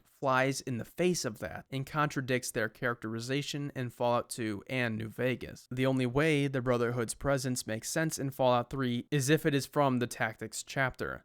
Because it isn't, this is illogical. Let's say that it is 100% reasonable for the Brotherhood to be out in the East, though. Why even bring them all the way out here? The Brotherhood's story in the trilogy of Fallout 1, 2, and New Vegas is a story of failure. We watch them go from the top dogs of the Wastes, the undisputed most powerful faction, to mere shambles in Fallout New Vegas. In New Vegas, the Brotherhood is a dying organization on its final legs. Most endings for the Brotherhood of Steel have them being destroyed in the Mojave. It's more of a challenge keeping them alive than it is destroying them. It was a somber state for this iconic organization to be in. Through sheer dogmatic loyalty to their principles and an inability to adapt, they faded into nothingness. Their failure made the power dynamic of the Wasteland feel interesting and malleable. Old players declined and new ones took their place. It was interesting as balls to see it play out over a century of history and lore. Fallout 3 undercuts that progression, or regression in this case, of the Brotherhood. The Brotherhood didn't fail.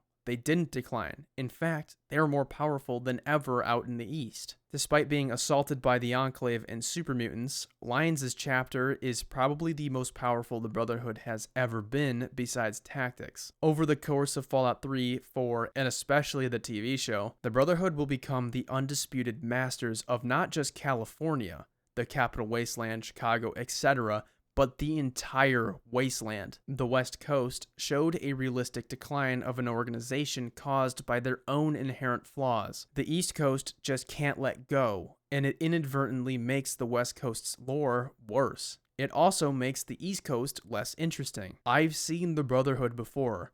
I know their ideology, what they do, how they operate. The East Coast was an opportunity for something completely different from the West. The Enclave I understand being here. It's DC after all, but why the Brotherhood? As I'll get to in a sec, the Brotherhood doesn't even act like the Brotherhood, so what was the point of bringing them over? To make the world feel smaller and less interesting? In the main story, Fallout 3 brings 0 new factions to the table. There are super mutants, the Enclave, and the Brotherhood. The factions in the Wasteland it does add to the lore of the Fallout universe are often underdeveloped and shit. Take the Talon Merc Company for instance. Let me ask you this.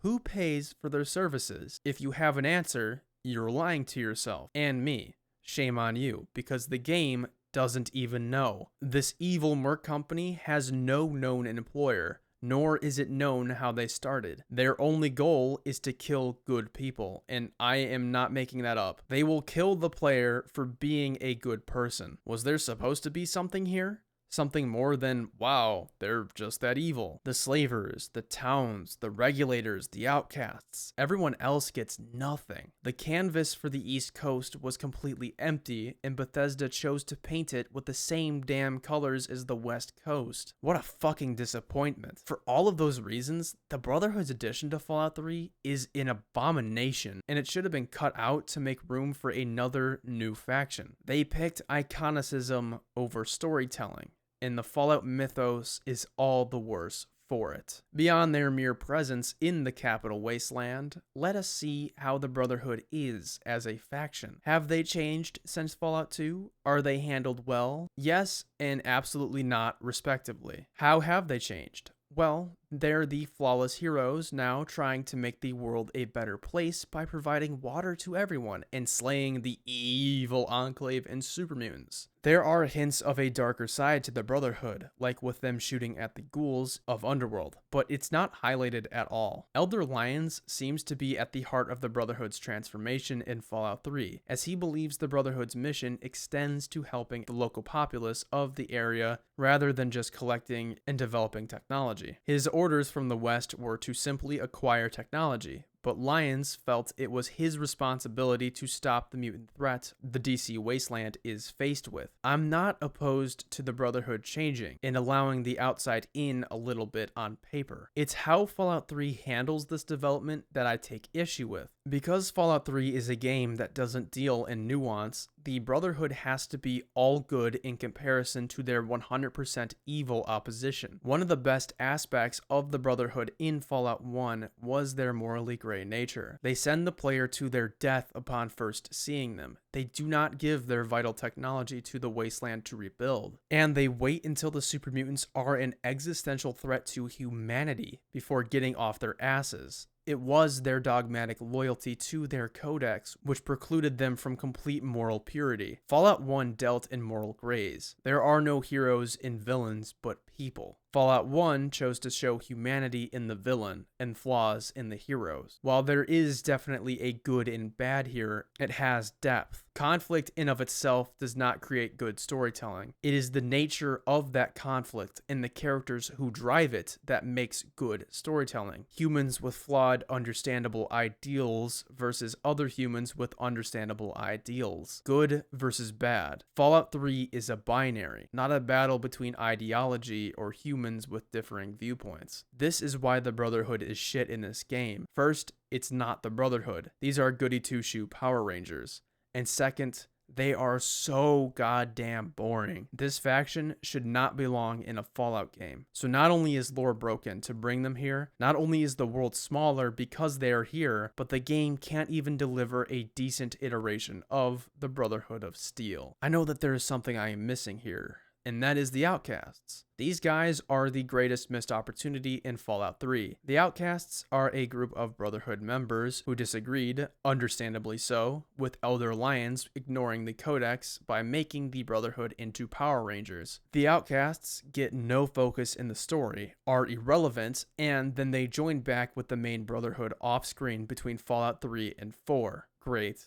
It might have been interesting to have the player drive this reunification of the Brotherhood. Through diplomacy and speech, the player could have negotiated with Lyons and an outcast leader to fuse the Brotherhood back together. Maybe through intelligence, the player could point out the flaws in one of their ideologies, or pinpoint a reason why the other one is better. Failure to resolve the Brotherhood schism through words could lead to a Brotherhood civil war of sorts between Lyons' followers and the outcasts. As a result of how the player chose to go about the Brotherhood schism, there could be consequences for the end of the game. If the player didn't engage with the schism at all, the Brotherhood could struggle to take back the Purifier from the Enclave, and could be in a reduced position in the aftermath. This could make it harder for them to distribute water and rebuild. If the schism was resolved peacefully, the Brotherhood would be in a strong position in the aftermath of the Purifier battle, and would be able to rebuild according to whoever's doctrine the player sided with. If the schism was resolved through a civil war, the Brotherhood would be left in an even worse position than if it was left unresolved. The battle with the Enclave nearly destroys the Brotherhood as an effective fighting force, and the Wasteland is left with a power vacuum. The Purifier would be under the Brotherhood's control, but other factions would vie for power and influence over its distribution. Again, I'm not a writer, but just do something with the Outcasts. The idea is fascinating to me. It reminds me of the beginning of Tactics, but this time the player can have influence over its ending. Of course, Lyons would have to be written differently to make the choice a more difficult one, but I think there's a lot of potential here. Fallout 3 doesn't even try to do anything with these fools. It's such a waste. An excellent opportunity to flesh out this Brotherhood of Steel chapter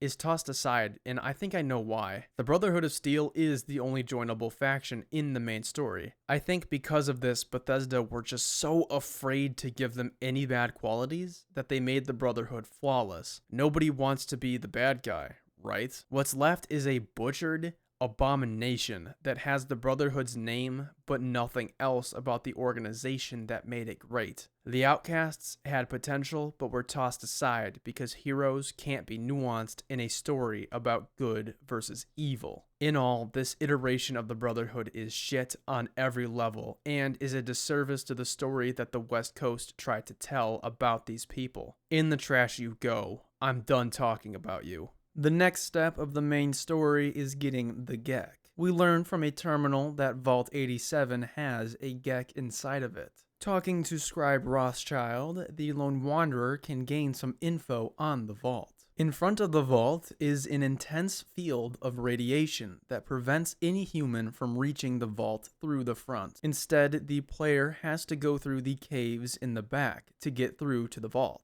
I tried getting to Vault 87 through the front, and Scribe Rothschild was not kidding. It is irradiated as fuck out there. I did manage to reach the front door of the vault, but realized that the devs made it inaccessible. That's honestly so shitty. If the player has the willpower to move through the front of the vault, why would you shut them out of the entrance? It could have been an awesome, difficult secondary option for the player to take, but Bethesda decides to give us the middle finger instead. This means that there is only one choice to get to Vault 87. The caves. In these caves, there is a town named Little Lamplight that is filled with, kids? Oh, for fuck's sake, Bethesda.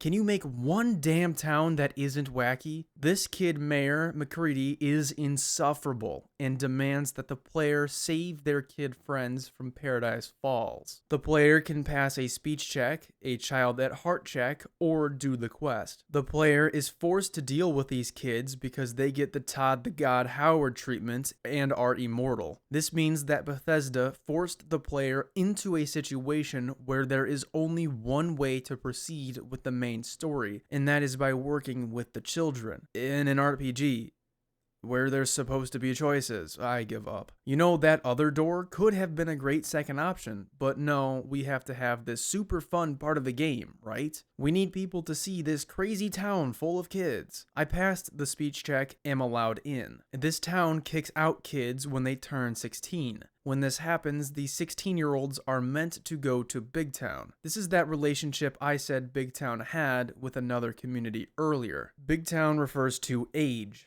not size. Apparently, the adults at Big Town fuck send their kids to Little Lamplight to then be sent back to Big Town when they turn 16 to then repeat the cycle. I do not think I need to say how incredibly stupid this is, but I'm going to say it.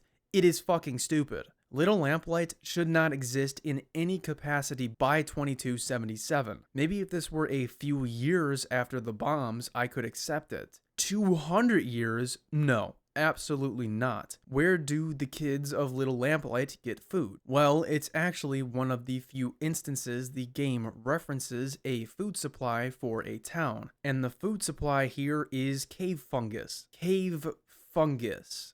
Yeah, you're going to be missing a lot of vital nutrients if you subsist solely off of fungus. The kids here also have no exposure to vitamin D, which is vital to the human body. So, unless these kids have insane mutations and have evolved, which they don't appear to have, they should not be able to survive here for 16 straight years. Kids also aren't the best at running societies because they are, you know, not cognitively or emotionally developed. They also don't have experience in medicine or teaching or anything like that. Any way you slice it, Little Lamplight makes no sense in the year 2277. I cannot suspend my disbelief that much to think this town can exist in the capital Wasteland when there are so many blatant issues present. Bethesda tried to do some Lord of the Flies bullshit here, but ended up making a linear, boring, illogical addition to their world that ends up just hurting its believability. Easily one of the worst parts of the main story, bar none. Past the kid town, there is Murder Pass. Apparently, super mutants are incapable of overrunning Little Lamplight. Super soldiers versus children.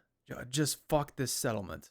It is truly the epitome of Bethesda's world design. I got the children to raise the secure gate to Vault 87, and I am finally in. I both really like and really hate Vault 87. I'll go over what I like first.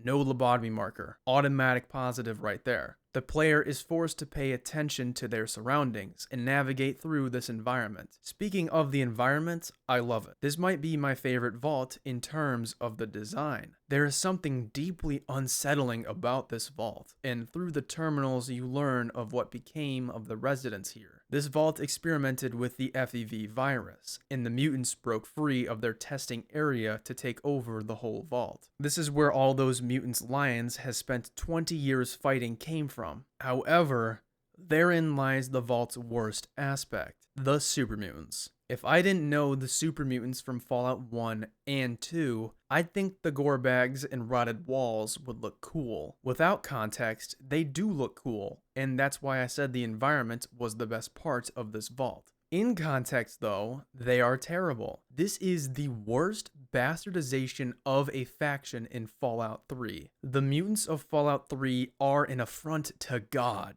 Okay, that might be a bit hyperbolic, but they are terrible in every regard. Mutants don't live in squalor and next to disgusting gore bags and rotting meat. Mariposa in Fallout 1 was spot on clean, and Broken Hills depicts mutants living in normal houses. The reason the Citadel was gross in Fallout 1 was because the Master was growing around everything. Mutants do not live like this. Even the dumb ones don't. The reason the mutants in Fallout 3 live next to gore bags, eat human flesh, and are cartoonishly evil is because they are incredibly dumb. Fallout 3 explains this by the Vault 87 FEV being a different strain than the Mariposa one. Sure, that explains why these mutants are so dumb and aggressive, but why do this? It doesn't make the mutants interesting or cool. Fallout 1 and 2 gave a distinct human element to the mutants. The conversation with the Master at the end of Fallout 1 does a lot to underscore the humanity in the mutants. They truly just want an end to war, and the Master believes that he has the way to achieve that everlasting peace. The player can talk to Marcus in Fallout 2 about the past and the Master. It is through Marcus we learn what regular mutants saw in the Master and his vision. We see how they've come to terms with the failure of the Master's ideology, how they interpret their mutation, and what they see as their role in this emerging society. Both of these conversations are some of my favorite in Fallout. The Masters is one of my favorites in gaming history. In Fallout 3, there is none of this. Super mutants aren't people. They're monsters. Raging, cruel, moronic imbeciles incapable of conversation or deep thought. They're nothing but an obstacle in Fallout 3, a net negative to the Wasteland. And the player isn't meant to feel bad about murdering hundreds of them over and over. In the background of Fallout 3, there is a story with the mutants. Roughly 20 years ago, the mutants began emerging from Vault 87. The Brotherhood didn't know why this happened, but have been fighting them ever since. We learn through context clues and dialogue from the mutants that it's because they are running out of FEV in Vault 87. They've been searching for another vault with FEV for 20 years and have found nothing. They are facing an existential crisis. I'm opposed to mutants being in Fallout 3. Like the Brotherhood, I think there should have been something new. But if they are going to be here, you have to do something with them. There might be something here with this story. Have it so the mutants actually came from California. Unlike the Brotherhood, I think that would actually work. With the Master's death, the mutants look for purpose in their new world. Instead of Marcus, who chose to move on, these mutants doubled down on the Master's vision. They think that he was wrong to give up. They believe that the virus just needs to be tinkered with.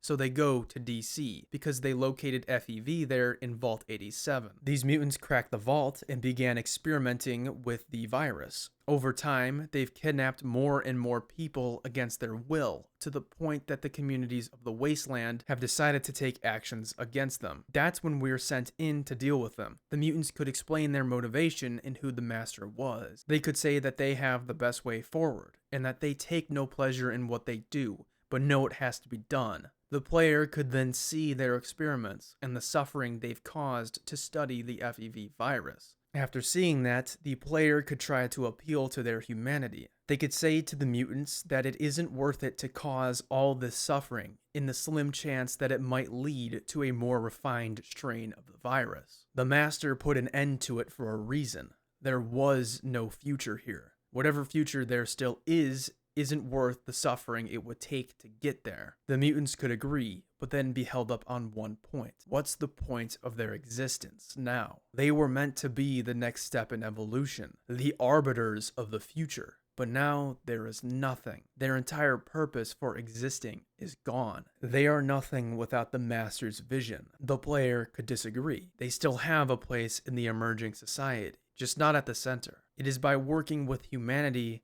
that they can create the future the Master wanted. They could argue that humanity already had its chance, to which we could say that they deserve a second one. With the lessons of the bombs, maybe they can be better, and should they fall down that path once more, the mutants can be there to stop them. In effect, the mutants become what the Master always wanted, the harbingers of a better humanity. Not by turning humanity into them, but by being there for humanity. The mutants could be hesitant. How could they go back to the humans after what they've done? The player could say that they'll talk to the humans about the mutants, and another speech option could ensue with the humans. The good ending here would be the mutants giving up on perpetuating their species and choosing to coexist with humanity instead. Maybe they make their own community in the Wasteland and trade with the humans. Over time, they become a fully integrated part of the world and fulfill their purpose as mediators between communities or something like that. Alternatively, the player could join the mutants and help them perfect the virus, leading to a capital wasteland of super mutants. The player could also destroy the mutants entirely, ending their story once and for all. A lesson in what happens when you can't let go of the past. I don't know, that was probably shit, but there could have been a way to preserve the mutants as they were in Fallout 1 and 2 while doing Fallout 3's existential crisis plotline. The key here is in the humanity. It was the mutants' humanity that made them so interesting, not just the fact that they were big green monsters. I couldn't give less of a shit about the mutant subplot in Fallout 3. It's not even a subplot. It's actually just background noise. Their impending doom is only a positive for the Wasteland. They are evil creatures who take pleasure in the suffering of humans. They have a sadism to them that no mutant in Fallout 1 and 2 had. The mutants are doing the same thing as they were in Fallout 1. Turning the whole world green. This time, it's the stupid version. Bethesda copied Fallout 1's homework and managed to do it infinitely worse. That's impressive. I hate the mutants in this game. One of the most interesting factions in gaming was reduced to evil orcs, with no purpose within the narrative other than being an obstacle. In my opinion, this is the most insulting iteration of a legacy faction I have ever seen. Remember the conversation with Marcus. Just remember it. Remember what they took from us. I do not care if the game justifies the mutant stupidity and barbarism. It was a terrible decision. Rest in peace, the super mutants. You are missed. At one point in the vault, the player meets Fox, who is the only intelligent mutant in the game. Scratch that, there is Uncle Leo. We got two of them.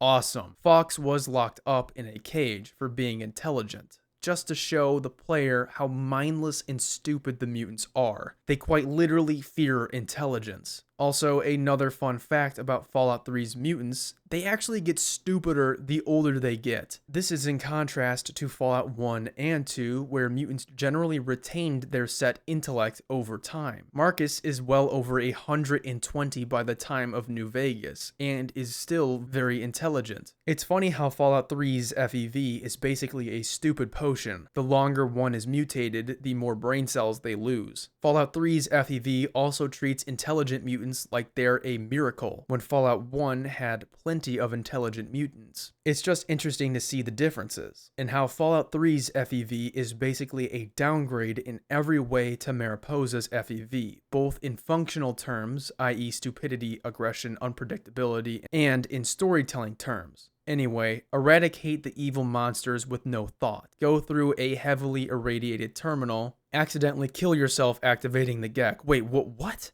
Why would activating it kill the person? Did the person who activated Vault 8's Gek just fucking die afterwards? Doesn't matter. Pick the bitch up, walk out of the Gek chamber, and get your ears annihilated by the Enclave. I like that the game teleports the player to the position in the cutscene. You can be a mile away from it, and the game will still place you right here. Very immersive. Oh my god, I am so shocked the bad man survived. When the Lone Wanderer's dad is dying, Autumn does inject himself with something, which is a neat detail. However, I would like to mention that that syringe should be a pretty big deal, right? Negating radiation is huge.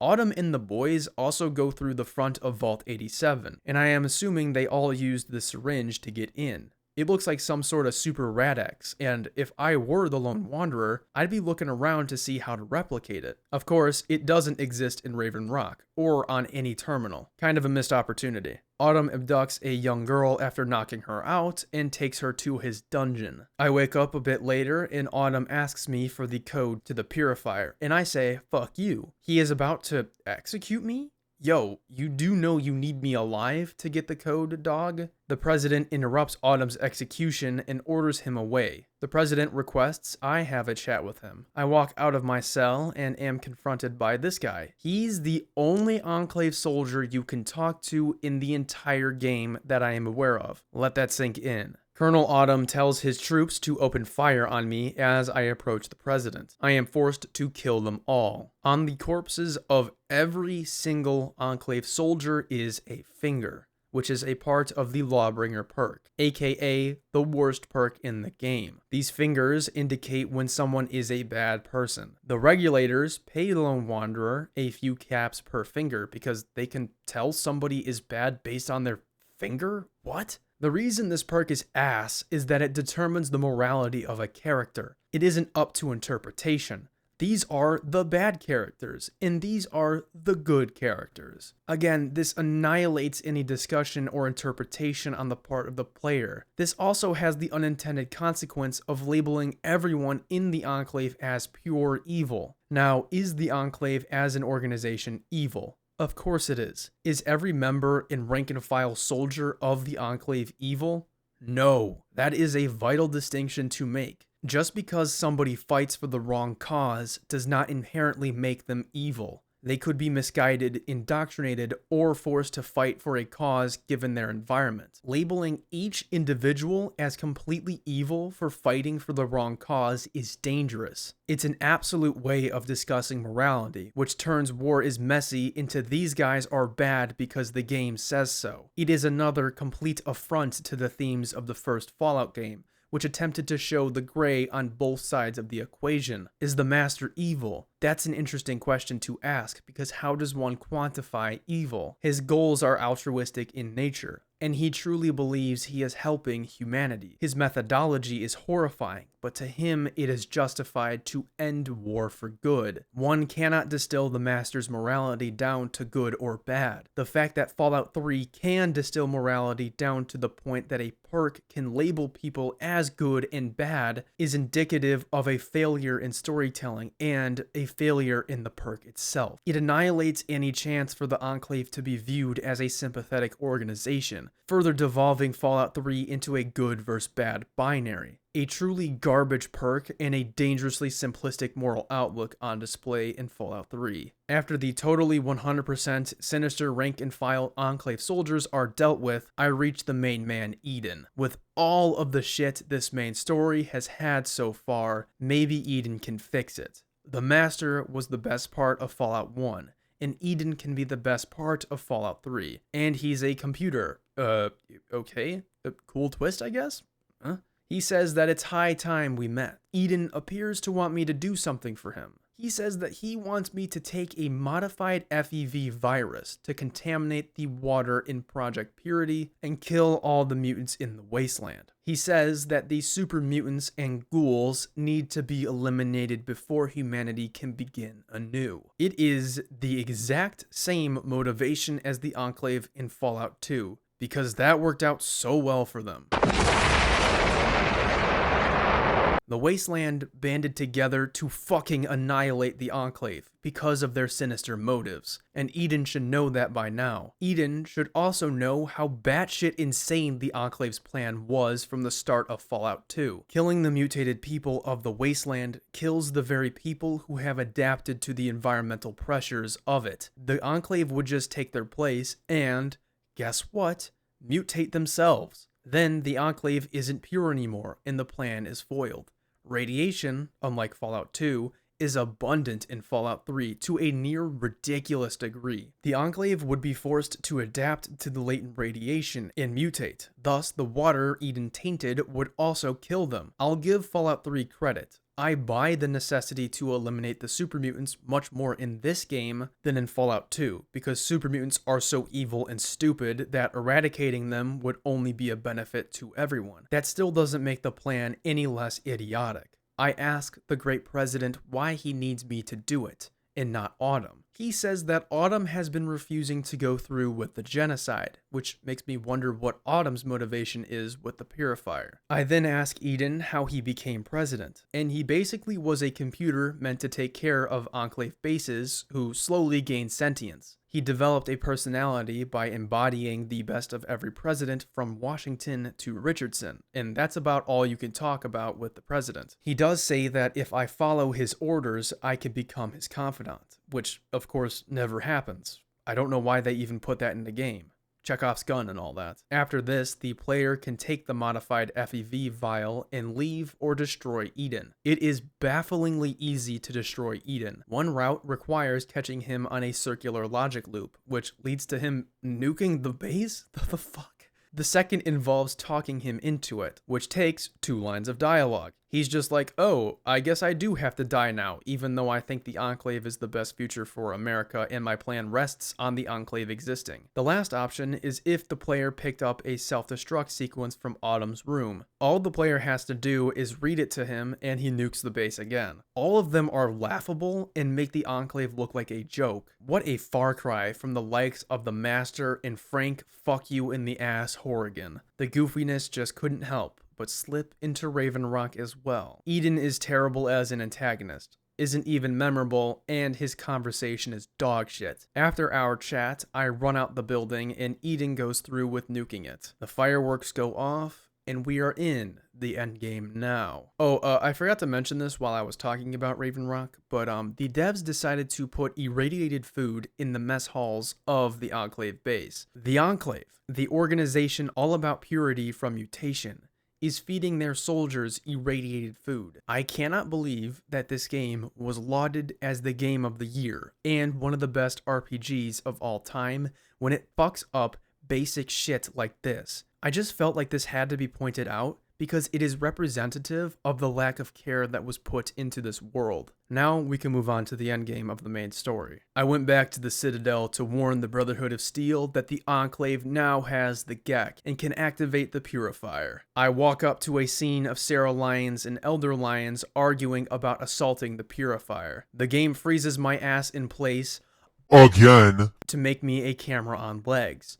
I love having agency in my RPG. I tell Elder Lyons about the GEC, and he rushes to begin the assault, meaning that argument between Lyons and Lyons was pointless. I hand Elder Lyons the modified FEV, because I wanted to be Water Jesus in this run-through of this game. And the Brotherhood moves out. They send this massive robot named Liberty Prime, who, despite being a robot, is actually my favorite character in this game. Yes, he's goofy, but for me, he's the right kind of goofy. He just spouts anti-commie propaganda as he chucks mini-nukes at people. I love it. I would love it more, though, if Liberty Prime actually moved. I tried this like 5 times, and Liberty Prime refused to move from his starting position every time. He just sat there like a dumbass and looked around confused. I've played this section on Xbox before, and this has never happened, so I do not know what was wrong here. I am not really torn up about it though, because the Liberty Prime march to the Purifier is awful. It's slow, and Liberty Prime ends up killing everyone for us. After a while, the novelty wears off and the repetitiveness becomes apparent. I ended up having to walk to the Jefferson Memorial and break in through the quick save and quick load feature. This is probably the most fun I've ever had during this quest because it was the first time I got to fight the Enclave alone without Liberty Prime annihilating everything for me. I made my way to the Rotunda until I was met with the single best line of dialogue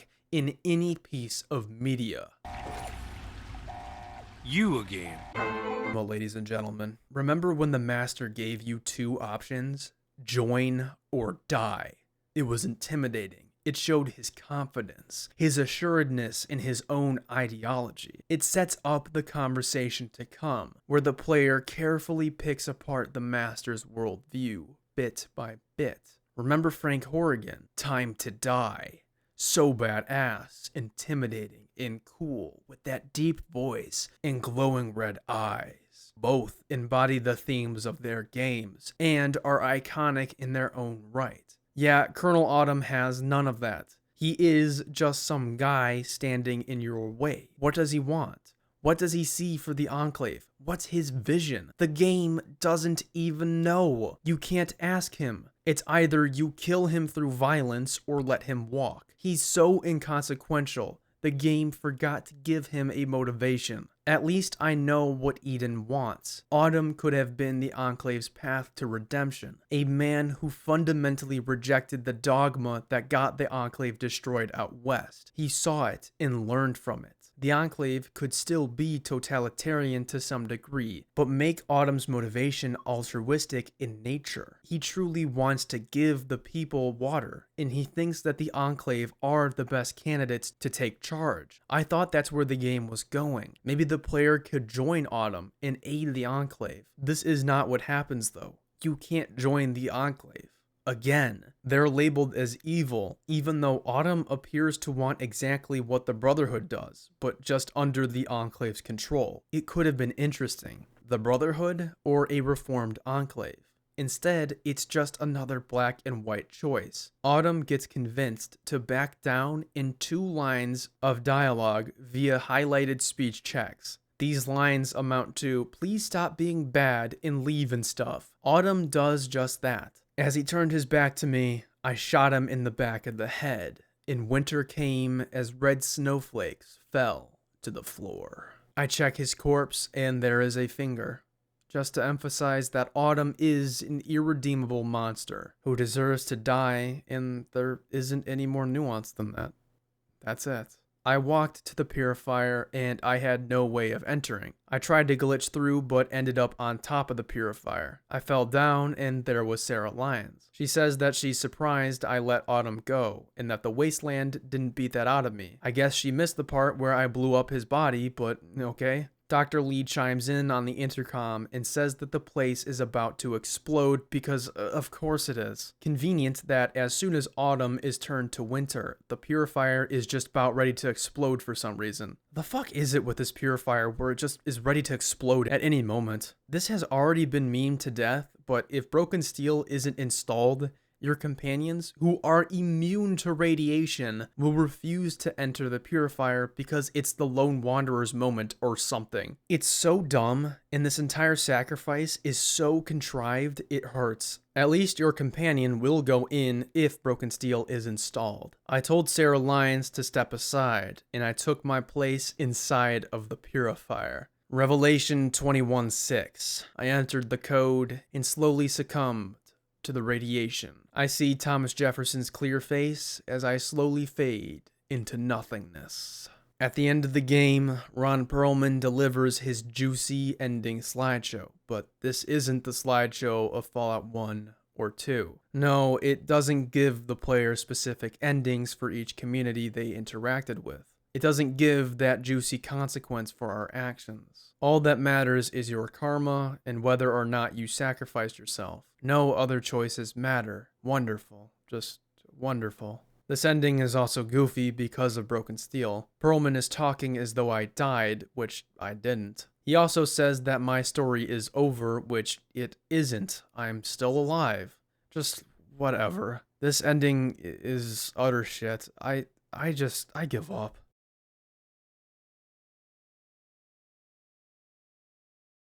Fallout 3 begins with these words, war. War never changes. In history, there was always this concept of honor through warfare and battle. It postulated that somehow war made honorable men. Think of the Crusaders or the chivalrous knights of old as examples of these honorable soldiers. The thing is, men can act honorably in war, but in the end, war doesn't make honorable men. It makes dead men, women, and children. It's all it has ever made. One of the most pivotal moments in the distillation of the concept of the honorable war was World War I. The lost generation grappled with a fractured and broken world, a world ravaged by war, by hatred, filled to the brim by blood. World War I was a discontinuity with the past. It was the paradigm shift, for a moment. Just a brief moment. I think people finally learned that war was pointless. Men, rich, poor, willing, and not, died for the honor of their nation, their empire, their people. But really, the bloodshed was pointless. Millions died who did not have to. It took all of those millions for us to finally learn that war is not honorable, to learn that it is the ultimate failure of our species. And yet, 20 years later, we killed millions more all over again. History doesn't repeat. It rhymes. And historians just keep having to shout the same variations of lessons learned long ago. That moment of realization after World War I was forgotten all too quickly. Hatred and suffering tend to do that. We still haven't learned our lesson. And maybe we never will. Maybe it will finally break us. Violence is a tool of storytelling. It is a powerful tool. When the player defeats the master, there is no triumph in that moment. Or at least it doesn't feel like a triumph. His last line doesn't make me feel victorious or happy. It fills me with deep sorrow. This man just thought he was doing what was right, but he failed. He believed so strongly in his vision that he was willing to do anything to achieve it. Even when the failures were apparent, he still marched on. It took the Vault Dweller opening his eyes to see his own failure, the pointlessness of his violence, the needless death he caused, the suffering he inflicted, all for nothing, for absolutely nothing. His last line is deeply somber, but leaves the player with something to hope for, a better tomorrow, one the master knows he can no longer be a part of. Violence in Fallout 1 isn't just for fun. Yeah, the gameplay is fun, and watching people explode is fun, but at its core, it is a storytelling device. The master fails because he didn't learn. He fails because he is all too human, despite being physiologically inhuman. He thought his violence had a greater purpose. It didn't. It never did. A story all too familiar. Every act of violence in Fallout has a purpose. Everything goes back to that overarching theme: war never changes. Do my actions serve to break the cycle of war and violence, or am I just another revolution? The game revolves every choice around that question and theme. Therein lies the beauty of Fallout's violence. It always serves a greater purpose to the story. The game forces you to consider who you are killing and why you are killing them. I know who the master is. I know what he wants, what he represents, how he is integrally linked with the faults of his own humanity, and I know why I have to kill him. Violence as a mode and tool of storytelling. The Master's War is so powerful because nothing is triumphant about it. It would have been easy to make it so. We defeated the ugly monsters, yay, but Fallout doesn't do that. It chooses to show tragedy in Richard Grey. It shows the tragedy of his war, the futility of it all, the painful realization that it was all for nothing. It shows that in the end, war never changes. It is always destructive. It is always painful. And it is always tragic in one form or another. Contrast the Master in the use of violence in Fallout 1997 to that of Fallout 3 and Colonel Autumn. What does killing Autumn mean? What does he stand for? Who is this man? Why does he have to die? Or rather, why shouldn't he die? What does it mean to kill all of these Enclave soldiers? Who are they? What do they believe? Do they have families? Personalities? Do people care about them? Violence in Fallout 3 is fun, and in a way that is both a compliment and a scathing criticism. It's a testament to the fun gameplay, but on a grander scale, it is a failure in storytelling. I never, not for a moment, thought about who I was killing, because the game doesn't force the player to think about it. The world of Fallout 3 is black and white, good and evil. These guys are the bad, and these guys are the good. Why do you have to kill these guys? Well, it's because they're the bad, duh. This isn't a world made for self-reflection. This isn't a world where violence propels forth themes. No, this is a playground. A bloody, gory, sanguine playground, but a playground nonetheless. These aren't people. These aren't towns. These are toys. After I've seen them explode into paste over and over, I simply toss them away in the sand, left to rot in the realm of unconscious synapses that invariably die out through sheer, unadulterated atrophy. This is the failure of Fallout 3. Everything about this world, the lack of plants, the non-existent rain, the ridiculous NPCs, the nonsensical town designs, the lobotomy markers, the black and white morality, everything, it is all just plastic. And when you see the plastic playground for what it is, well, what's the point of it? What's the point to any of it beyond the superficiality? The veneer. There isn't. There never was. Colonel Autumn doesn't fail because he is a bad character. He fails because he isn't even a character. He's just a prop. Nothing more than a hurdle, and a poor one at that. His lasting impact on me is the fact that he is an utter meme. He is something to laugh at, and that's it. The Master gave the player pause. Defeating him was a testament to the player's preparation and their understanding of the man Richard Grey. In war, everyone loses something. Their resources, their home, their lives, a piece of their being. Grey lost his humanity, but found it all the same through the Vault Dweller. There's power to that message. It is through our humanity that we can be better. Our humanity is both the problem and the solution. Grey carries both. He shows both the best of us and the very worst of us. Beating Grey isn't a victory. It's a tragedy. A tragedy that Grey couldn't find his humanity sooner. Grey doesn't leave the player with fun, with happiness, with triumph. No, because what does one do at the end of war? They hope, like the Lost Generation or the Greatest Generation. They hope for a better tomorrow in the ashes of the now. Something to build and forever strive towards. Autumn is a meme.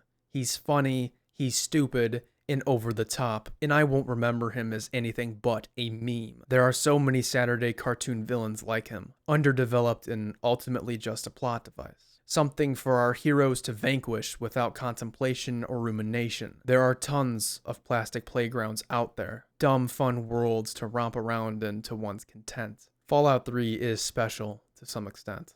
It excels in environmental storytelling. Those quiet moments where you find a corpse in its somber tomb, a funny terminal, or blasting the radio across the desolate wastes. This is certainly special. There is not anything quite like it. However, its world building, its characters, its themes, the questions it asks of the player, these choices, these quests, it's all just a playground, and there are a lot of those out there. If I had to choose one reason why Fallout 3's narrative fails, I would say this: it just isn't special. The Master gives me pause every time because there is no character like him. There is no story quite like Fallout 1997. There are a lot of stories like Fallout 3's. Stories with no choice, little to no tension, no moment where the player pauses and thinks about what they are doing. Stories where violence is a spectacle and not a storytelling device. I think games are at their best when they challenge the player. This can be multifaceted.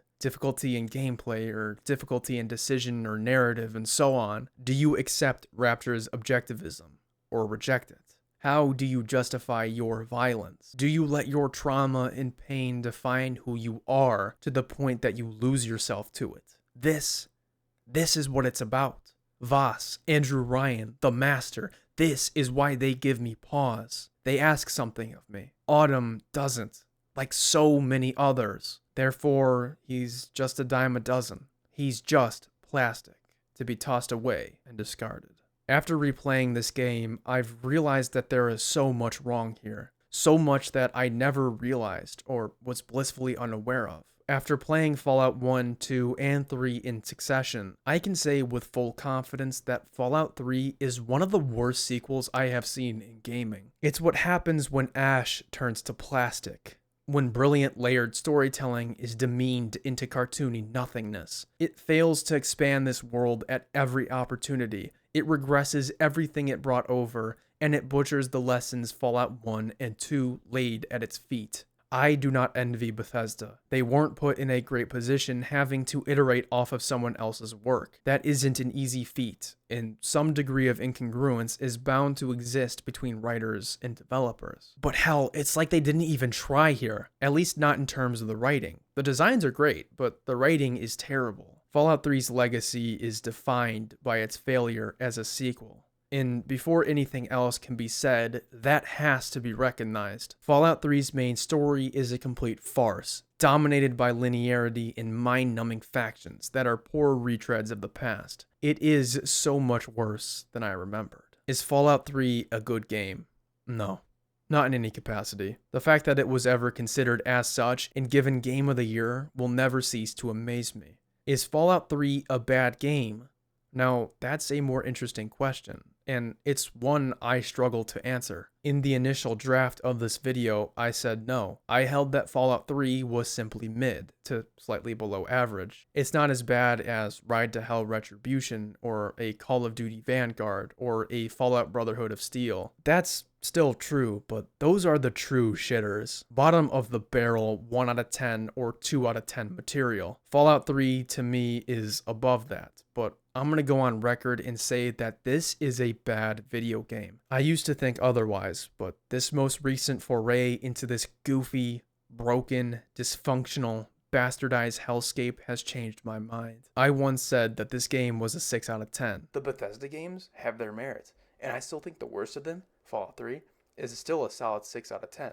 Yeah, there's the clip. I've changed my mind. This is, at max, a 4 out of 10, but probably more like a 3 in my book. This game deserves its critical reevaluation. It deserves to be remembered as a failure in a bastardization of what came before. This doesn't mean that Fallout 3 doesn't have good aspects. It does. I wasn't able to go over everything here, but Fallout 3 does succeed in a few areas. However, those bright spots are overshadowed by everything else. Fallout 3 was indicative of what was to come for Bethesda, a dumbing down and simplification that would continue until its implosion in Fallout 76 and Starfield. Fallout 3 firmly belongs in Bethesda's era of decline, and unfortunately, its legacy is not one of greatness, but one of failure.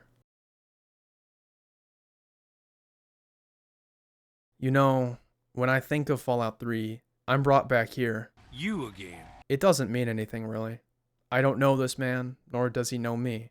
He isn't a character. As I stand before this man who exists solely to be an obstacle for a video game questline, I just contemplate. I think about this dumb plastic playground, and I remember. I remember the games that have something to say, yet simultaneously ask the player to speak, either through words or through actions. Then I see the power of this medium, and I am reminded that it can be better than this. You again. It can be so much better than this. And you know what? It should be.